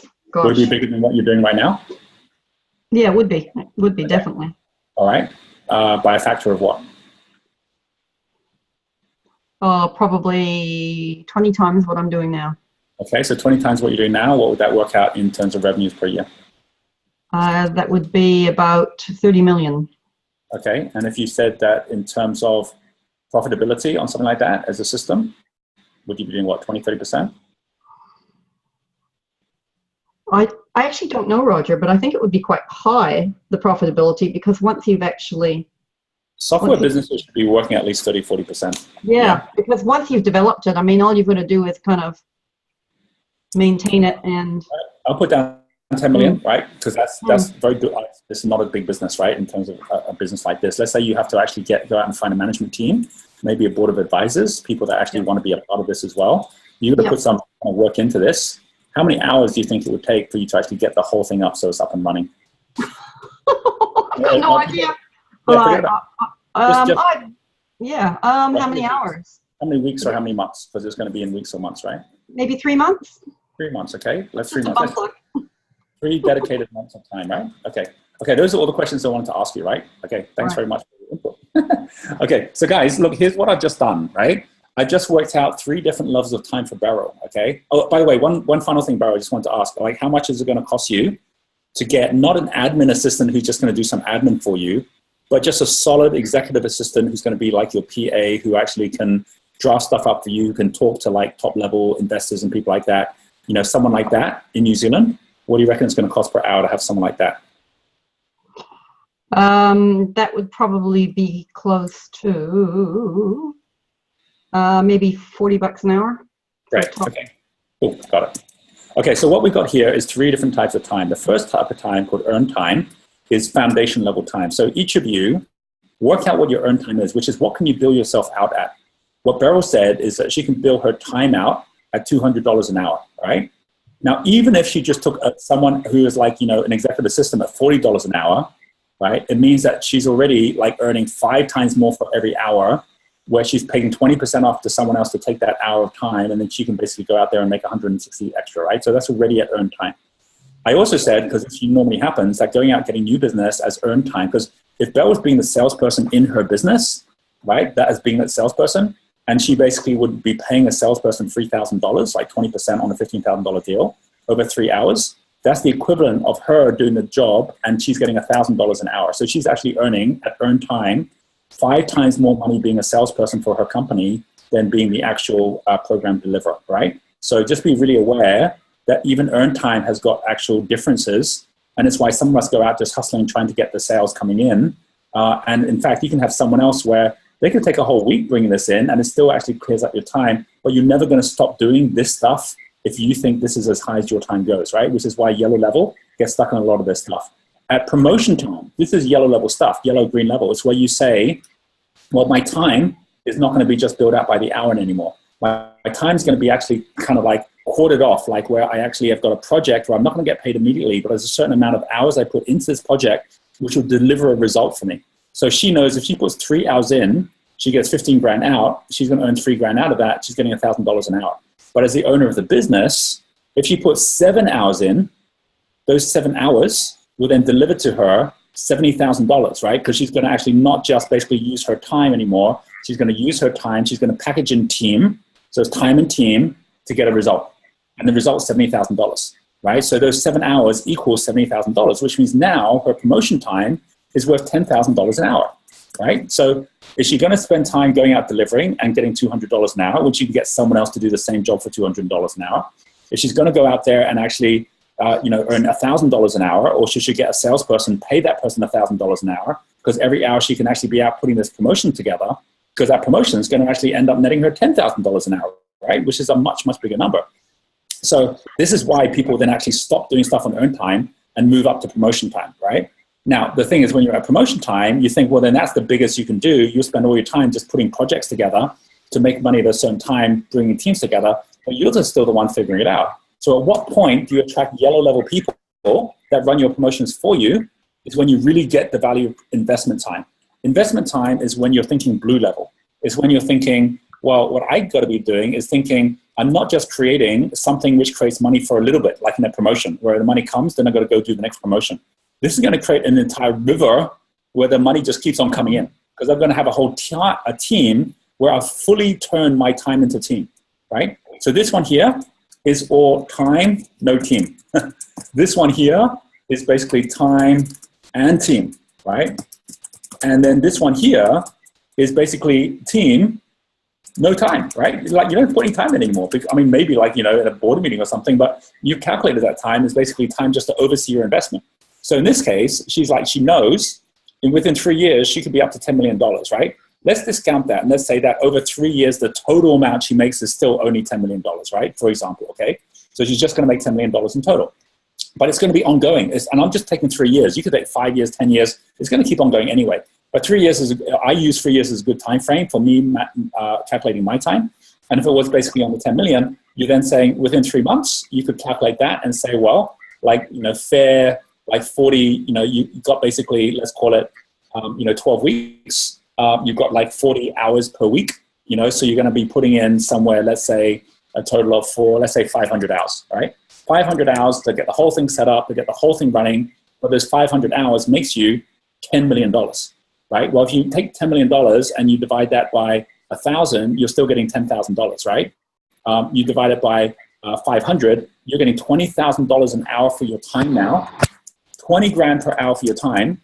You multiply that by 100, and that takes you up to 2 million. You multiply it by 500, you get up to 10 million, right? So basically now where you might, so every single hour that Erin is not actually getting someone at $40 an hour is losing her 20 grand an hour. Now, I guarantee that if you actually went down to your bank manager and you took out 200 grand and you say, look, I'm just going to take that cash because every hour of my time, I'd like to take 20 grand of it and throw it in the rubbish bin. And every hour that goes by, you just throw 20 grand in the rubbish bin. I can guarantee you it's not going to be that many hours that go by before you say, you know what? I'm going to stop doing this. I'm going to go find someone at $40 an hour to do this job so I can go and do the job I should be doing, right? Mm-hmm. So the biggest cost in all of this is opportunity cost.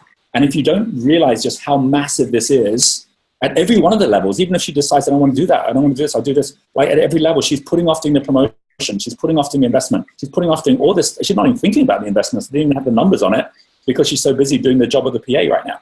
So just be really, really aware that by the time you get to high level yellow, you're killing yourself by not getting the team, right? And if you get a team that you then have to manage, which is what Rich is having to do, that's killing yourself even worse, right? Because then you're getting frustrated about the fact they're not doing the job you want them to do. When if you just went and got the right person, you can afford to pay them a lot more, not just because of what they're going to produce, but what they allow you to produce. So I would basically ask everyone on this call who is seeing yourself at that level to basically just go through exactly the same exercise. It did not take long for us to actually walk through and say what these different numbers look like at each level. I do this on a regular basis as a wake-up call whenever I find myself just spending my time doing all the wrong stuff, right?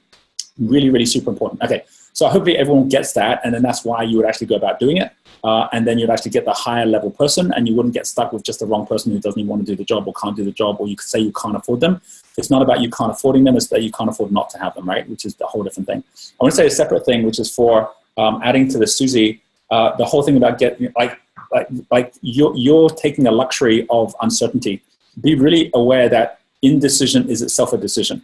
So when it's like, I haven't figured this out yet, it's because you're choosing not to figure it out, right? But it's like, yeah, but then I'm not sure about this or that. And Lisa's in the same situation. It's like indecision is your biggest cost, because it means that every day you're going by saying it's still okay for me not to have made that decision. The moment you say, okay, that's it, I'm just going to get this going. What's the thing that actually I'm going to get most excited by getting going? How much of my time am I going to invest in doing it? When in this next week am I going to make that happen? It's going to be on a Thursday, the whole day. I'm not going in the office. I'm going to just plan out my first customer who's going to be where I'm going to be on a board seat, doing what I love with someone that I love to work with. Who's going to be that person? And you go down that line where you're going to make that happen. What happens off the back of that is amazing stuff. You know, you might say, well, this person might be a lower level than I want them to be, but I really believe they have potential to be at a high level. I want to work with them and see if I can actually grow them from that next level up. You've seen Jacqueline do this already with her mom, where she's like, okay, now we're winning awards together. Now we're actually growing what we're doing, because you've now got that customer that you're going to go work with. But it then actually gets you out of the choice, which is what happens when you come to a crossroads and you go, I don't know which way to go. So you end up not just not going anywhere, but actually blocking up traffic. But instead, you actually go, nope, I'm going this way. And then you get onto the road, and there's no question anymore. And momentum starts coming because you've actually deleted all your choices, right? So basically, momentum is the opposite of choice. The more choice you give yourself, the more tyranny of choice you have, and the less momentum you have. The less you have choice, the more you have momentum, and the more you start moving. And then you can then change your choices, because it's easier when you're in momentum. So that's what I would say is like the most important thing is actually, and by the way, the worst thing that happens to most of us is our own success. A success trap is actually worse than a failure trap. A success trap is when you've got too much business, there's plenty of stuff to keep you busy. Like if suddenly your business disappears, then it's like, oh shit, now I've got to do something, right? But if there's like loss of business, it's like, hey, cool, I'm still busy, I'm doing stuff. But then you've got to go, wait, other people can do all this stuff for me. You know, my real focus right now should be actually taking some of my time and getting a team in place to execute what I'm doing right now, because it's not what I enjoy doing. And then I actually open myself up with time where I already know I've got less time in the week to even put towards this. The biggest thing which you can do, this is the theory of constraint, right? The theory of constraint is that the more you constrain the parameters you have, the more creative you get, right? It's like suddenly you've only got one day to sort something out, you sort it out real fast, okay? So with the theory of constraints, basically most of us have an all-you-can-eat buffet on busyness, right? Which is like, hey, I've got a whole week to be busy. So then what happens is we then say, because we've got the whole week to be busy, there's no time for anything. If you said, I don't have the whole week to be busy, I've only got one day to be busy, right? I've only got 2 days to be busy. The rest of the time, I don't have that time. Like if you're going to go on a holiday on Wednesday, it's like, oh dear, I've got to get everything done on Monday, Tuesday. You prioritize what needs to get done and you get those things done, and then you go on holiday, right? So take yourself off on a holiday from your business and say, right, I have my Clark Kent time, Monday, Tuesday, Wednesday, right? Thursday is my time for my new business. I am not even going to be in the business. It's not all you can eat buffet. I'm going to go on a diet. I'm not able to be busy on that stuff. Don't even call me because I'm focusing at this whole new thing that I'm doing, right? That then leads me to the third thing, which is Richard. My solution to everyone I've met that's going green, blue level, that's trying to figure out how to do things secretly, is don't make it secret, right? So this is what we have done again and again, which just works so well when we are basically talking to our team about where we want to go. We get the team together. Now at the moment, because there's a history in your company of you being the one that's driving it all, there's a bit of a culture change that might have to happen, but you can do this gently, right? Where you actually get the whole key members of the team together and you get them to vision out the next year. You say, hey, let's talk about this next year, right? We want to basically grow from where we're at right now. What do we want this to actually look like a year from now, right? And what we do when we get together every single year and we get together and what we want to do for next year is we give everyone a chance to share what they would like it to look like, because everyone's got their own view anyway. And you start to hear where they think that the business should be and also what they would like to have in terms of their role within the business. Like, I want to have more responsibility. I want to get paid more. You get to hear where everyone's at, and it doesn't matter where you think they can get the job done or not. You give them the chance to actually share that stuff. And then when you actually then say, well, if we took all the stuff that we talked about, and you can have someone facilitate it, you can actually facilitate it yourself, get it all basically up onto a whiteboard. What does everyone actually see the business doing? Someone thinks it can double in size. Someone thinks it can go up 5 times. Someone thinks it would be in this area. Someone thinks it's global. You share your ideas of what you think it could be as well, right? So each of you actually, as you're sharing that and saying, this is what we think it would look like, then the most important thing from there is to basically put together your future org chart, right? It's like, what does the future top table look like? What is it like? Like in order for, okay, so we're going to go 3 times in size. If we're going to go international, if we're going to have these different product ranges, what would the actual team need to look like without putting any names next to anything, right, at that point? Because everyone will get real quick, oh, we'd need to have someone really strong at global marketing, right? We'd have to have a new MD that can actually manage the whole thing. If you said, look, I actually don't see myself potentially be the MD, I see it would be someone else doing that because I'd like to actually go out there and actually grow this and this and this. And this is what a future org life looks like. It looks very similar to a normal org chart, but there's extra things that are in here that people go, oh, you'd have this or we'd have this. And we do this within each of our companies. You know, what are the places that would show up? And then we say, look, if we actually, like, if sales are going to be like 3 times bigger, like, what would that then, what kind of person would we need in that place? We need a person with this. And such said that they wanted to be the head of sales. It's like, well, if you're head of sales, do you think you could do that job? I think I could do that job. Well, then we could set things up over the next 6 months to see if you're up to that job or not, right? But that's the job that's going to be there in a year's time. And everyone's job, and this is the most important thing, like, the only reason you want to keep things secret is you think people are going to get threatened by the fact you're bringing other people in. But if everyone's job, right, is just one thing, which is to work themselves out of their job, that's their job, right? Which means no one should be that precious about their job because everyone can actually move up to a high level provided they're performing. And you've actually already said, here's the people we're looking for. Then they know that either someone's going to be out looking for that person now, or there's going to be someone who actually is going to be able to earn their way into that position. But then you don't have to hide it anymore because then everyone then knows what's really going on and why you're actually growing things in a way that, as opposed to them not knowing why.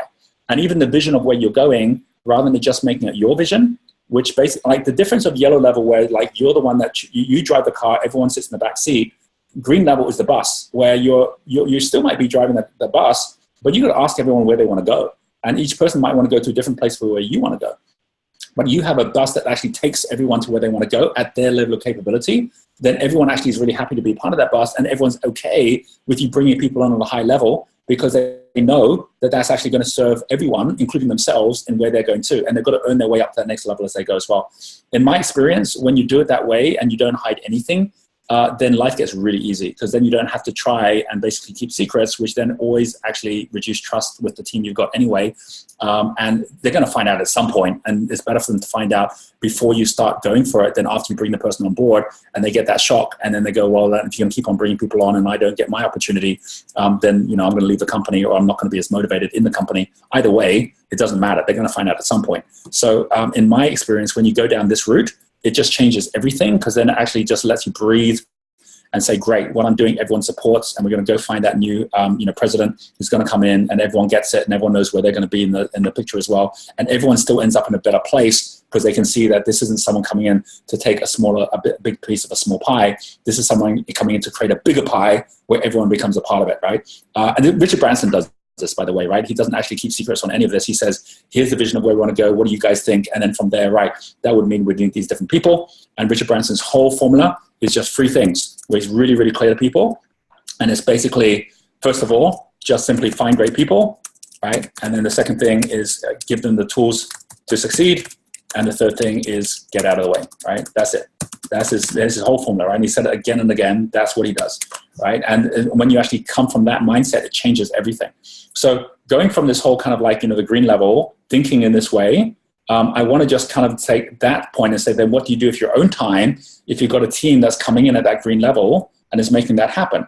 And the other thing is that when you bring someone on board, like, no, for everyone, every 3 months, we'll check it out. Like, even with bringing a new president, we're checking it out for 3 months to see if it's working. If there's really kind of like big things that aren't working, after 3 months of probation, it doesn't get renewed, right? The person doesn't stay. So you don't end up with the wrong person on board for too long either, right?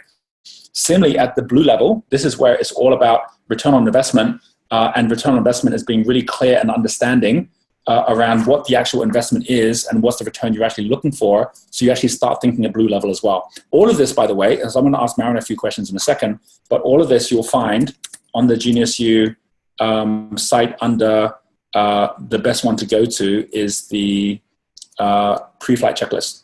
So under this one here, there's one page which gives you the entire spectrum. So pre-flight checklist will give you, I think about like on a plane, like the pilot checking everything out. Do I have my future vision? That's why I came right back down for Lisa.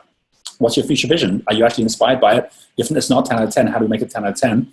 Then measuring your money and stuff like that, which like Nicola was asking about, other people should be doing that for you, but then you should be tracking it, red to orange all the way through. So by the time you get to blue level, it's like here, anchor your authority, perfect your processes. I've got a cash generating asset portfolio. I've got a trust structure. I've established my authority in my industry to attract high level leaders to manage my assets. So you've got people running the whole thing for you, then managing the processes. All this is on here as well, right? So I'm going to give you this link. But let me come over to Maren on how you actually figure out return on investment. So Maren, if you unmute yourself, a couple of questions. Your new studio, do you have a budget of how much you believe it's going to cost you to buy it or rent it? Yes, it's the lease itself. I'm looking at somewhere around $4,000 to $6,000 a month. Okay, all right. If you had a choice between buying it and renting it, which would you prefer? If it's in the right area, I think I would prefer to buy it. Okay. If you were to buy it, roughly how much do you think it would cost to buy, and how much financing could you get? I have a line of credit already for over $1 million. Okay. And I think I could buy a space for probably 400 to 500,000 and put, depending on the renovations, put 100 to 250 into it, and then have additional space that I could lease to other people. Okay. If you had that, so a total of 600 grand, which you could get finance for, right? So you might put a bit of something in, but could you actually finance 100% of it with your line of credit? You could, right? I think I could, yeah. If you actually then were to rent that space out, what do you think would be the actual total yield you could get from the space? Wow, now we're getting out of my comfort zone. All right. Well, if you were to think of how much of your space, like based on the size you'd want, what percentage of the space would you actually want for yourself?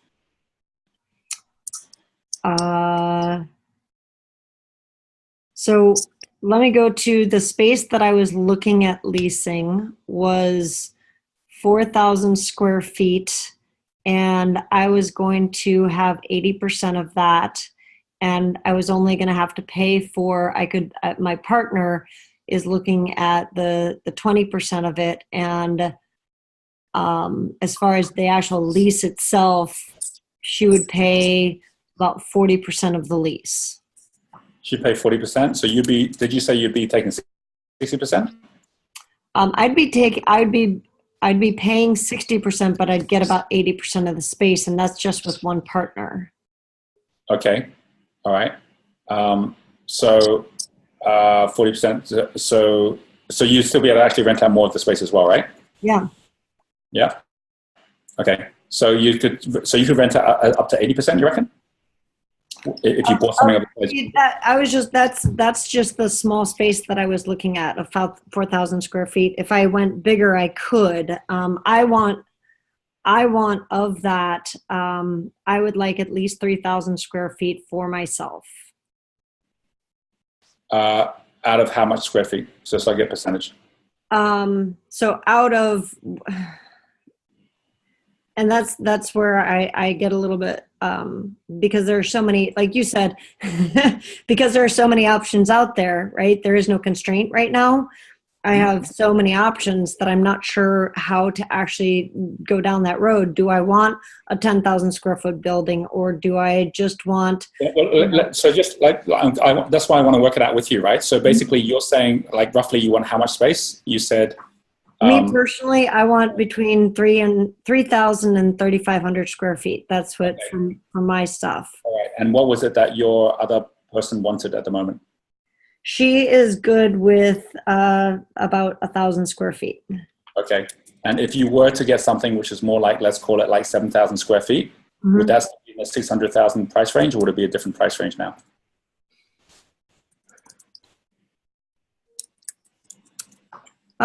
It would probably be in a similar price range. Yeah. Maybe a little more. Yeah. Maybe more like 800. Maybe like 800. Okay. All right. Okay. Okay, cool. Those are all my questions. All right. So let's just look at basically what we just went through, right? And it's the same thing about return on time invested in terms of return on investments here. that fundamentally what you're doing is that the moment you actually say, look, I want to go blue level, is you have to start owning stuff, right? So you can't just be renting. So then if you start owning stuff, you say, well, where's the real value in that, right? Then you say, well, if I was to buy something, which is more like 800 grand, okay, to get 7,000 square feet, then what am I actually buying? Like, and she can finance the whole thing, which means she gets the ownership on it. And then she's the one that's actually charging the rent. And if you say, well, we know that she's getting between $4,000 to $5,000, you know, for 3,500 square feet, which is what she wants, that's what she's willing to pay at the moment, then you're likely on 800,000 to get more like 8 grand, which is like twice as much as that. And then you've got the person taking 1,000, you've got someone else coming in. You've got 8 grand, which is coming in per month, right, in rental, which you could actually say is more like 80, 90, let's just call it 100 grand for the year. 100 grand for the year, which is the yield you're getting on something you're paying $800,000 for, even though you're getting that finance. And by the way, that finance money, you're probably getting at, I don't know what it is, maybe 2 or 3%, right? So let's call it like 3%.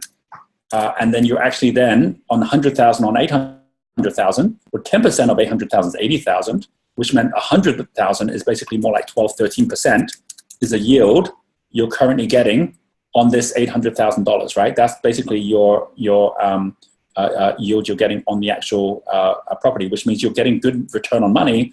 But if you actually think about it, if you're actually paying back like 3% on the financing and you're actually getting 13% on that money, then effectively you're paying back the difference of that. You're getting 10%. You're actually making 80 grand a year just on the property, right? And so now you've actually said, well, that's a good return on investment, right? But it actually goes beyond that. Because you're the person that actually owns the property, and the way the commercial properties work is commercial properties generally have a multiplier on whatever the rental is. So if you can actually up the rental, the value of the property goes up as well, because people see the value of that property at a high level, which means you can then actually mortgage it at a high level too. So anyone who's in commercial property, we do this with our resorts, right? If we can actually up the yield that we're getting on the property by charging more rent, for example, then we can actually up the value of the property as well. Generally, and I was just going through cap rates and so on, and if I went into a bit more detail here, I'd actually get what it is in your area.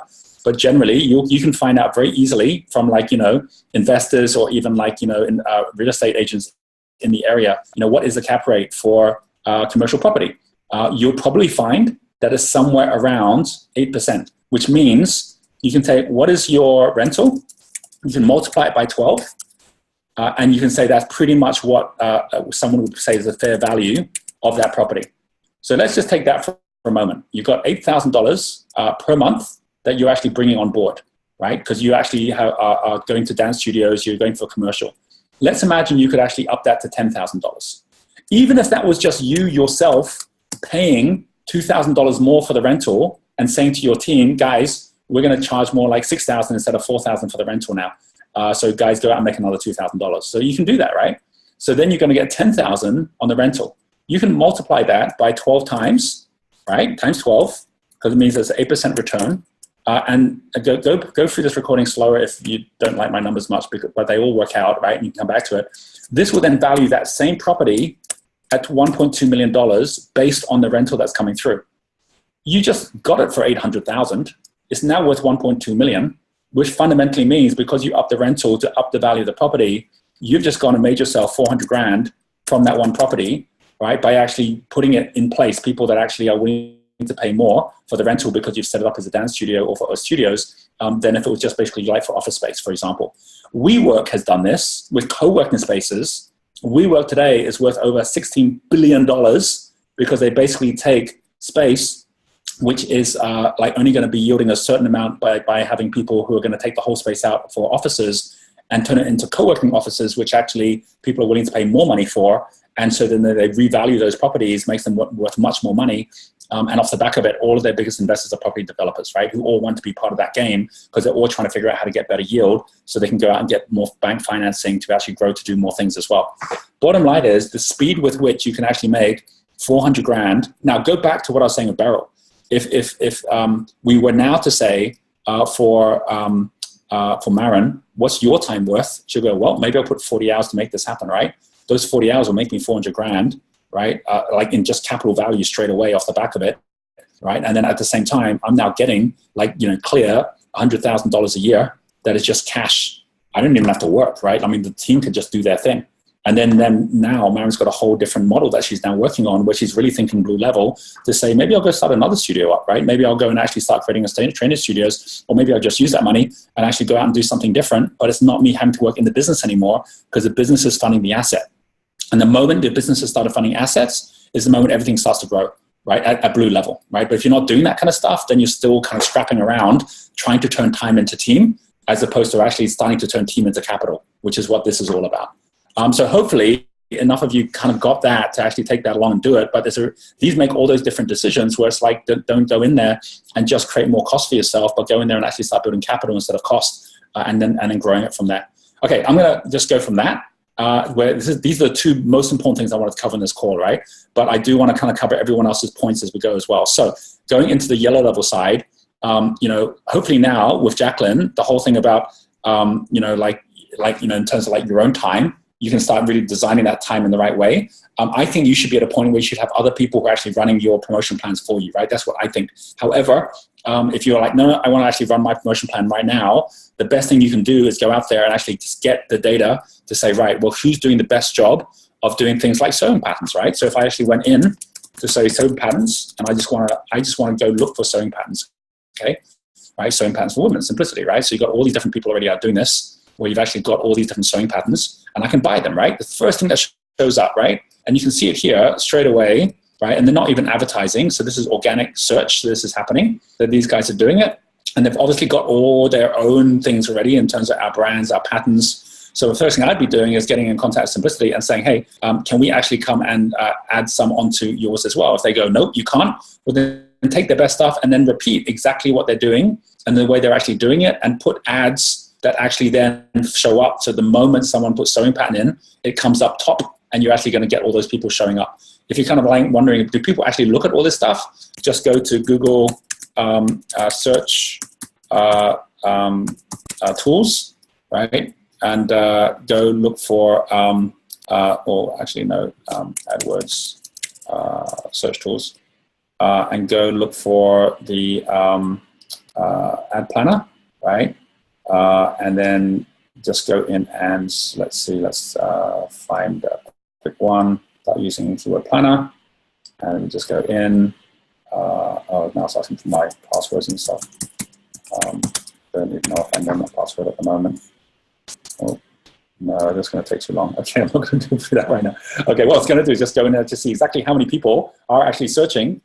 Oops, hang on, let me come back to it. How many people are actually searching right now for sewing patterns? And I'm sure there's lots of people already searching for them, and they're already out there as well, right? So it's just going right in and then saying, well, who's already doing a good job of that? And then who's got a platform that we can actually be using straight away to do that? And then immediately you've got yourself a pathway for that.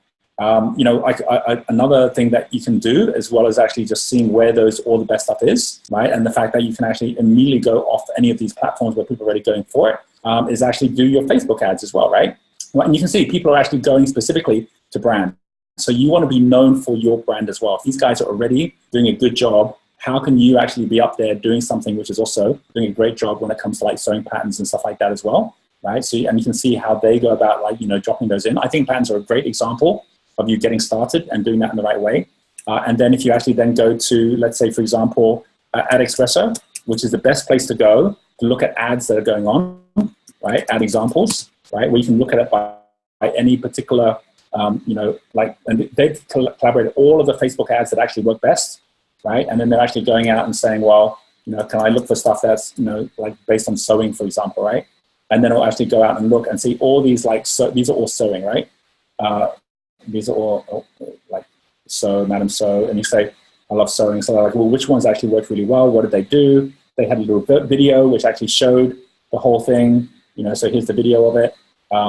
Here's what they showed, threading a needle. Like here was like flash sale, how they did the discount, how many people liked it, how many people shared it, right? And then they actually went out and targeted people straight away. So the thing about all of this stuff is just, it's all shareable, right? It's all out there. So that's what I would do, is put a promotion plan together based on saying, here's the best ads that went out there, here's the best sites that went out there, here's how we're going to do it different from those people, and just go right just through that basis where you're starting with the substance of what's already working, and then you then actually lead it from there, right? That's what I would do. And same for any of you running your own promotions, just know all this stuff is out there, and going straight to Google AdWords, search tool or going straight to Ad Espresso will give you the very, very best that's happening that people are using, and then just learn from the best why those things are working, and then take it from there would be the key thing.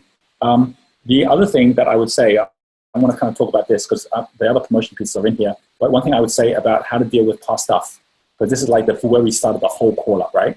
Actually, I'm going to finish with that. I'm going to come back to that in a second, right? Let me come to the others here as well. For Michelle, she had her promotion. So like, because you guys have got promotions running, Michelle's promotion is here, and it is, let me just grab it. There is Michelle's, I opened it. Let me get it. I lost it, wait a second. Oh, this is it. Okay, here we go. So it's on the Juicer site. Reset, upgrade, and relaunch yourself in one weekend. Time for a cleanse. If you've ever done a cleanse, you know how great you feel afterwards. There's always a question of what to do with yourself while you're on it. Barbecue, friends, munchies, movie, weekend cleanse, 3-day cleanse, check delivery area. So you see when you've actually got different options like this, let me give you a great example of a site, which is actually the Health Economics 360 one, when it comes to basically landing on running something like a cleanse. And obviously she's not just selling the juices. Joe is actually running an actual program, right, to actually do the cleanse. So this is basically the 28-day detox, right? And if you go to the detox page, this is what it looks like. You got the face, you got like, you always have to have faces because faces are what people recognize most. 28-day detox and restoration program, transform your health in 4 weeks, register now. Like really simple, next program starts. You have to have a start date, when it's gonna happen, why people are gonna come on, don't have to set up for imperfect health. If you have any of these problems, right, any of these things going on, here's the benefits. Here's a video, here's 4,000 years of research, here's your detox roadmap. So basically, here's a problem that we're gonna solve, right? So 4 Ps, all right? Here's the problem, number 1. This is like, why am I listening to this problem, right? Then you've got, what's the promise? What promise are you making me? What are you gonna do to solve my problem? What's the product? How's this product gonna work, right? What's the proof? Who's already doing this, right? Just those 4 things. Here's the problem, right? Here's the promise. Here's the product, preparation, detoxivation, maintenance. It's like you're showing them. Here's the phase 1, phase 2, phase 3. Left brain kicks in. It's like, I analyze this. Is it different from what other people do in their detoxes? Okay, I like the idea of what we're doing here. Here's the proof, right? Here's the story. Someone has did a good job on it. We're here to optimize your health. Here's what's included, all the details. You're gonna get all these different things, a herb pack, online coaching, register now. Next program starts, right? And here's the price, right? We're gonna do it for $1,000 left, $1,497. Register now, you want more proof? More proof. It's all in here. Like when you go through this has a high sign-up rate of people that come to this page because they get all excited and they see that it actually delivers what they want. I would take this as a model and actually speak to Jo as well, because you can see what kind of results she gets, and maybe she can actually use some of your juices and everything as part of her program too. But if you did that, you can see the difference of that compared to on this one here, where at the moment you've got, let me just go back to it again. Here we are. Where you've got, okay, you've got a person, but you want the face. The face makes all the difference, right? And then at the moment as well, you've got a bit on what time for the clean, right? So there is a little bit, and obviously a different program you're running, but a little bit on it, but not enough about what the problem is, right? Like, so it's like, get really into, like, that's the problem I've actually got, where this doesn't do that thing that way. And you're going back to things that aren't relevant to people, like New Year's Day and so on, where it's like, it's too far gone, too many options on things you're trying to do, right? And nothing really here. What's the real promise you're making to somebody? It's not really clear. There's features here, but there's not benefits. And then at the end of it, it's like, I still don't understand the product enough. There's too many different things going on and too many clicks for me to actually really understand enough about what this is. And we're going back to benefits again, when I really want to know about the product more, what makes it different, right? And then it starts to go a bit into the product, but not in bullet form that I can understand. And I still don't really get, what am I actually getting in this thing, right? So that's where, again, just getting that clarity makes all that difference in terms of a landing page. And then you can then get directly to those people. And exactly the same, you go to Ad Espresso, you look for ads which are all on the health side, then life gets way, way, way easier off the back of something like that as well. So that would be my feedback on something like that. What I'd say in terms of videos is how-to videos is all what it's about. Like if I go to YouTube right now, right, and I basically am looking for, let's say, for example, how to detox, right? Then what shows up is loads of people. We have hundreds of thousands of views that have actually done a really good job of actually explaining this is what happens in a detox, right? And or like this one here, like you got like 2.5 million views for how to cleanse your liver, right? I mean, it's like, it's worth watching these things and seeing how these guys do it. And you see that like the pathway of this, when you're on something like YouTube, you can get the YouTube one going. You can basically get on YouTube automatic subtitles, right? Set it up so, and you can actually change them a little bit, right? Automatic captioning on YouTube gets it all set up for you, right? And then you can then basically, off the back of actually getting YouTube to do it and just tuning into that, you can then basically from that just take something like Camtasia, which just records your screen, and you can then play the whole thing back, and then you can then post the whole thing from Camtasia.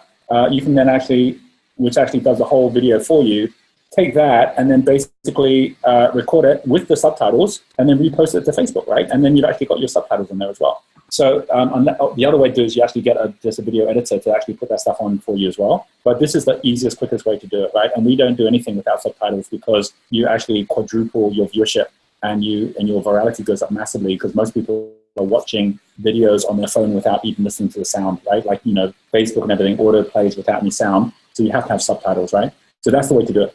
And then for Stephanie, the answer is not how to get more engagements, right? Because everyone's out there, like in the same way that when, you know, someone like Richard's out there trying to get, you know, like people, you know, for this company, there's loads and loads of them out there. There's even more speakers trying to get gigs right now. So don't be a speaker trying to get gigs.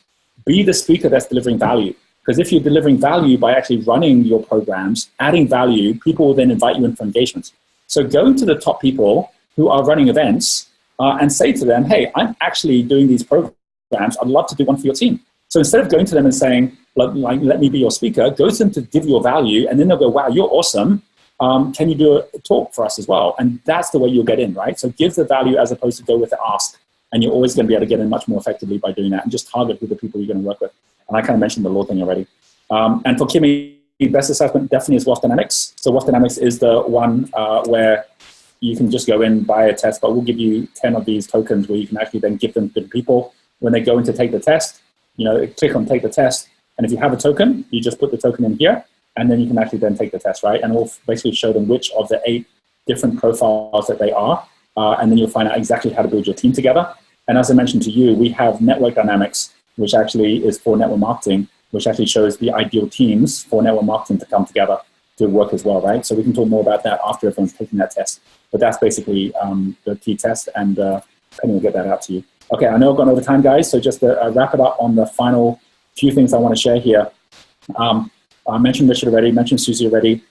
For Nicola, team. Hopefully, Nicola, you heard this call and heard everything about return on investment. Your time has become a lot more valuable. So get that person who's going to be your key side, second-hand person that can actually get your finance side done, get the promotion stuff done as well, right, to really kick it off. There is a great book out there, which is called Rocket Fuel. I think it's called Rocket Fuel, which basically is about, you know, the link between let's see if I can find it.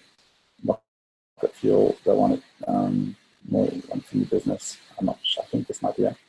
Which is basically how you link a visionary together with a integrator, which is basically your CEO, COO, right? So like who is that like right-hand person to work with you is absolutely critical to be thinking that way.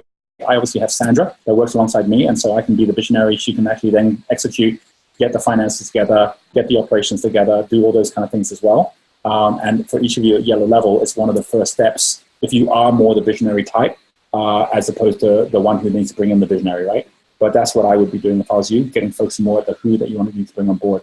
And Ingrid, on the webinar side, follow our format, right? I mean, go back to the gem, watch how we do it.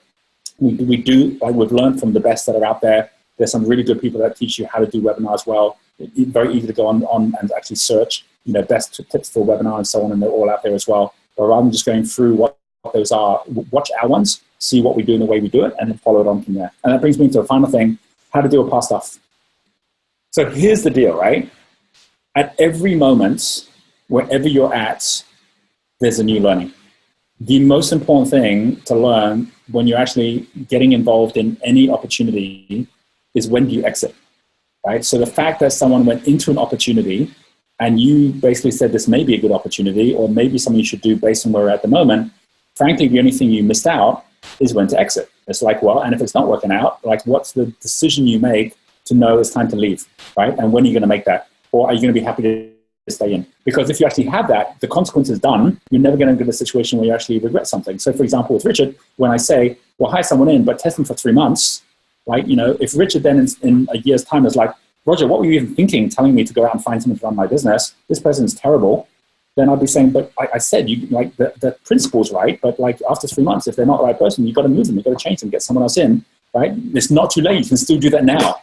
And then similarly, in the same way for you, Jacqueline, the fact that they're actually in something that may not be one to be in, there's ways for them to either exit that and be happy with it, so they're not kind of like stuck in the victim mode, and actually take a loss if they need to, but then free up their time to do more, and do it from the point of view of saying, if you came in and started mentoring today and you had nothing to do with their past stuff, what would you say to them to do? Just stay in something they're not happy with? You know, to just keep on complaining about it, to have a negative charge against the person that told them to do this, or to get out of it, or to sell it to someone else, or to set down the parameters to say, hey, we're going to leave this investment, or we're going to actually make life difficult unless you do X, Y, Z, right? Like there's a number of things you can do right now today that would be valuable for them to then move forward, because they're trying to figure out, what do I do with this thing that was a mistake? And the answer is, nothing's ever a mistake if it's learning. Nothing's ever a mistake if there's a way you can learn from it and then find a better way forward. And so take from where it's at the moment and actually give them new advice based on where you're at. And so if that was me and I was in a situation like that, well, I probably would have got out earlier, because I would have actually, first of all, actually set parameters to get out. But I would not be in a situation where I'm feeling like a victim, stuck in something I don't want to be stuck in. And you give them good advice from where they're at the moment, then they're going to go, great, that actually makes good sense. And it's true. Like you're not there to be a Nostradamus, like, you know, saying everything's going to be perfect. You're there giving people the balance of your opinion on views at any one time, with the ability to also say, here's what to do if things don't work out. And that was just a missing piece in this case, right? Because it could have worked out great, right? So that's what I would say for you, is that always keep your confidence at a high level by knowing at every moment there's always a new solution, and always be looking for what that solution is and then move forward. You'll see me on my Crystal Circle course, I'll share something and then someone comes back and says, I tried it, it didn't work. It's like, okay, well then let's like say, now that it doesn't, we know it doesn't work. That's learning we didn't have before. What are we now going to do with that new information? Okay, now let's actually move forward from there. And there's always a pathway forward that's of value, provided you're always thinking from scratch, like it's the first time you heard the information. And then as a result of that, starting from first principles as well. Okay, so, wow. Okay, we've covered a lot on this call. I'm going to stop sharing now and give everyone a chance to share whatever's biggest thing, biggest takeaway coming out of the call from here that you can be using. Let's go back through the same order, and I will kick it off with Beryl. Right. Well, it just goes to show the universe provides when you need it, because I've heard that before, but it resonated much better today. So thank you, Roger. Yeah, time is very valuable, and yeah, I know what to do now. Yes. Look forward to meeting your new team. Your well, growing. I've got a team. I just don't have an admin. Yes, exactly. I need the admin. Exactly. All right. Okay. Cool. Fabulous. Jacqueline. Thanks, Roger. That's really helpful. I did have my confidence in the meeting, but it plateaued like 2 days later. So it's really nice to hear what you had to share today from today. So that's really good. And I'm really looking forward to, looking at the products that I already have in the sewing school and going to some of those sites and seeing how I can get to the goal the fastest, easiest way with what's already under my nose. So thank you very much. It was great. Very cool. Awesome. Thank you, Jacqueline. Let's come over to Maren next. Thank you so much. All the blue level thinking stuff and throwing me out of my comfort zone. It's awesome. I had been toying with buying a building, and I've actually been looking more at the stuff that I could buy. And then there's that initial like, I don't want to be a landlord. But then when you look at it, it's kind of like, well, why not? Right. So thank you. Yeah, you're ready. You're ready for it, Maren. Yeah, it feels like it. Yeah. It does. And the stuff that you gave to Beryl was awesome for me too. So thank you. Brilliant. Okay, fabulous. All right, let's come over next to Stephanie. Oh my gosh, everything. I've just been writing. Number one, just say no. And then prioritize and really claim back my energy. I love what you said about that. It makes so much sense. And I'm everything. Yeah. There's very few things that we have limited in time, but one thing we have limited is our attention. We only have so much attention. So it's so valuable, right? And it's even more than time. I mean, we all have the same amount of time, but it's what you do with that time with your attention, which is the difference. And so you zoom that in. You can't cut a steak with a spoon, right? So if your attention's on a million things, nothing ever happens, but you make it a knife and then you can cut through anything, right? And so it's just like that laser focus on what actually is the most important thing becomes more and more important the more you grow your business, because everyone needs that focus because there's a million things everyone could be doing, right? So like, absolutely. I think that's really super important. Okay, great. Thank you, Stephanie. Kimmy. Definitely getting a team for me, a support team. So time is money, blue level thinking, and a team. That was huge. I was actually texting Richard in the middle of your share that we're looking at hiring someone, and I want her on my team. So when are you guys heading to Australia? We go to Australia at the end of June. So June, oh, July, wow. Okay. September. Yeah, so we still have a little bit of time here in the States. Very cool. Fabs. All right. Okay. And Richard? Well, I got a lot of, I loved watching you hit Google and find all those cool websites. There were some great resources there that I emailed my team while you were talking and asked them if you've ever seen this site, ever used this tool, and they hadn't. So that's good stuff. Brilliant. You're a brilliant fire hose of information, Roger. Thank you, Richard. Yeah, the main thing in these calls is just picking one or two things to run with. That's the main thing. Yeah, it was very valuable. Okay, great. Well, good luck with recruitment as well. Yep, thank you. Brilliant. And Susie? All right. Theory of constraints was the main thing. Really focusing on one thing only and making sure I stick with one, which is probably advisory boards. I've actually had a couple of texts coming through on that from other people while we've been on this call. So I'm sure. That's what happens the moment you're like, all right, okay, that's the direction. And the thing is, whatever direction you take, if you're ever in a situation, this is for everyone on the call, where you're like, but I'm still not sure. What if it's this? What if it's this? Especially when you're at that point where you actually are making big decisions on life in terms of which direction you're going in. Like if you're still not sure, it's better to say, but I am sure for 3 months. Like I'm going to go this way for 3 months. And then after that, I can reassess, so that at least it gives that part of your brain, which is like, but what if I'm making the wrong decision? A chance to just be quiet for a moment to let you get on with one thing, right? And so if you go down this route for 3 months, I know you'll then get to the point at the end where you're like, this is absolutely right, and now it's all happening, and now all the flow's coming in. Or, hey, it's kind of happening, but I've now realized this is the actual final one. But you'll have so much more clarity because the clarity comes from that flow in the first place. Yeah, awesome. Thank you, Susie. All right, thanks everyone very much for the call. It's great to talk about the blue level stuff. And actually, like I said at the beginning, if this has piqued your interest in some of the other kind of things I said at the very beginning in terms of some of the other calls, listen to some of them on the weekend. But otherwise, have a fabulous month ahead, and we'll catch up with you guys on our next call. All right, see you later. Thanks, Bye. Roger.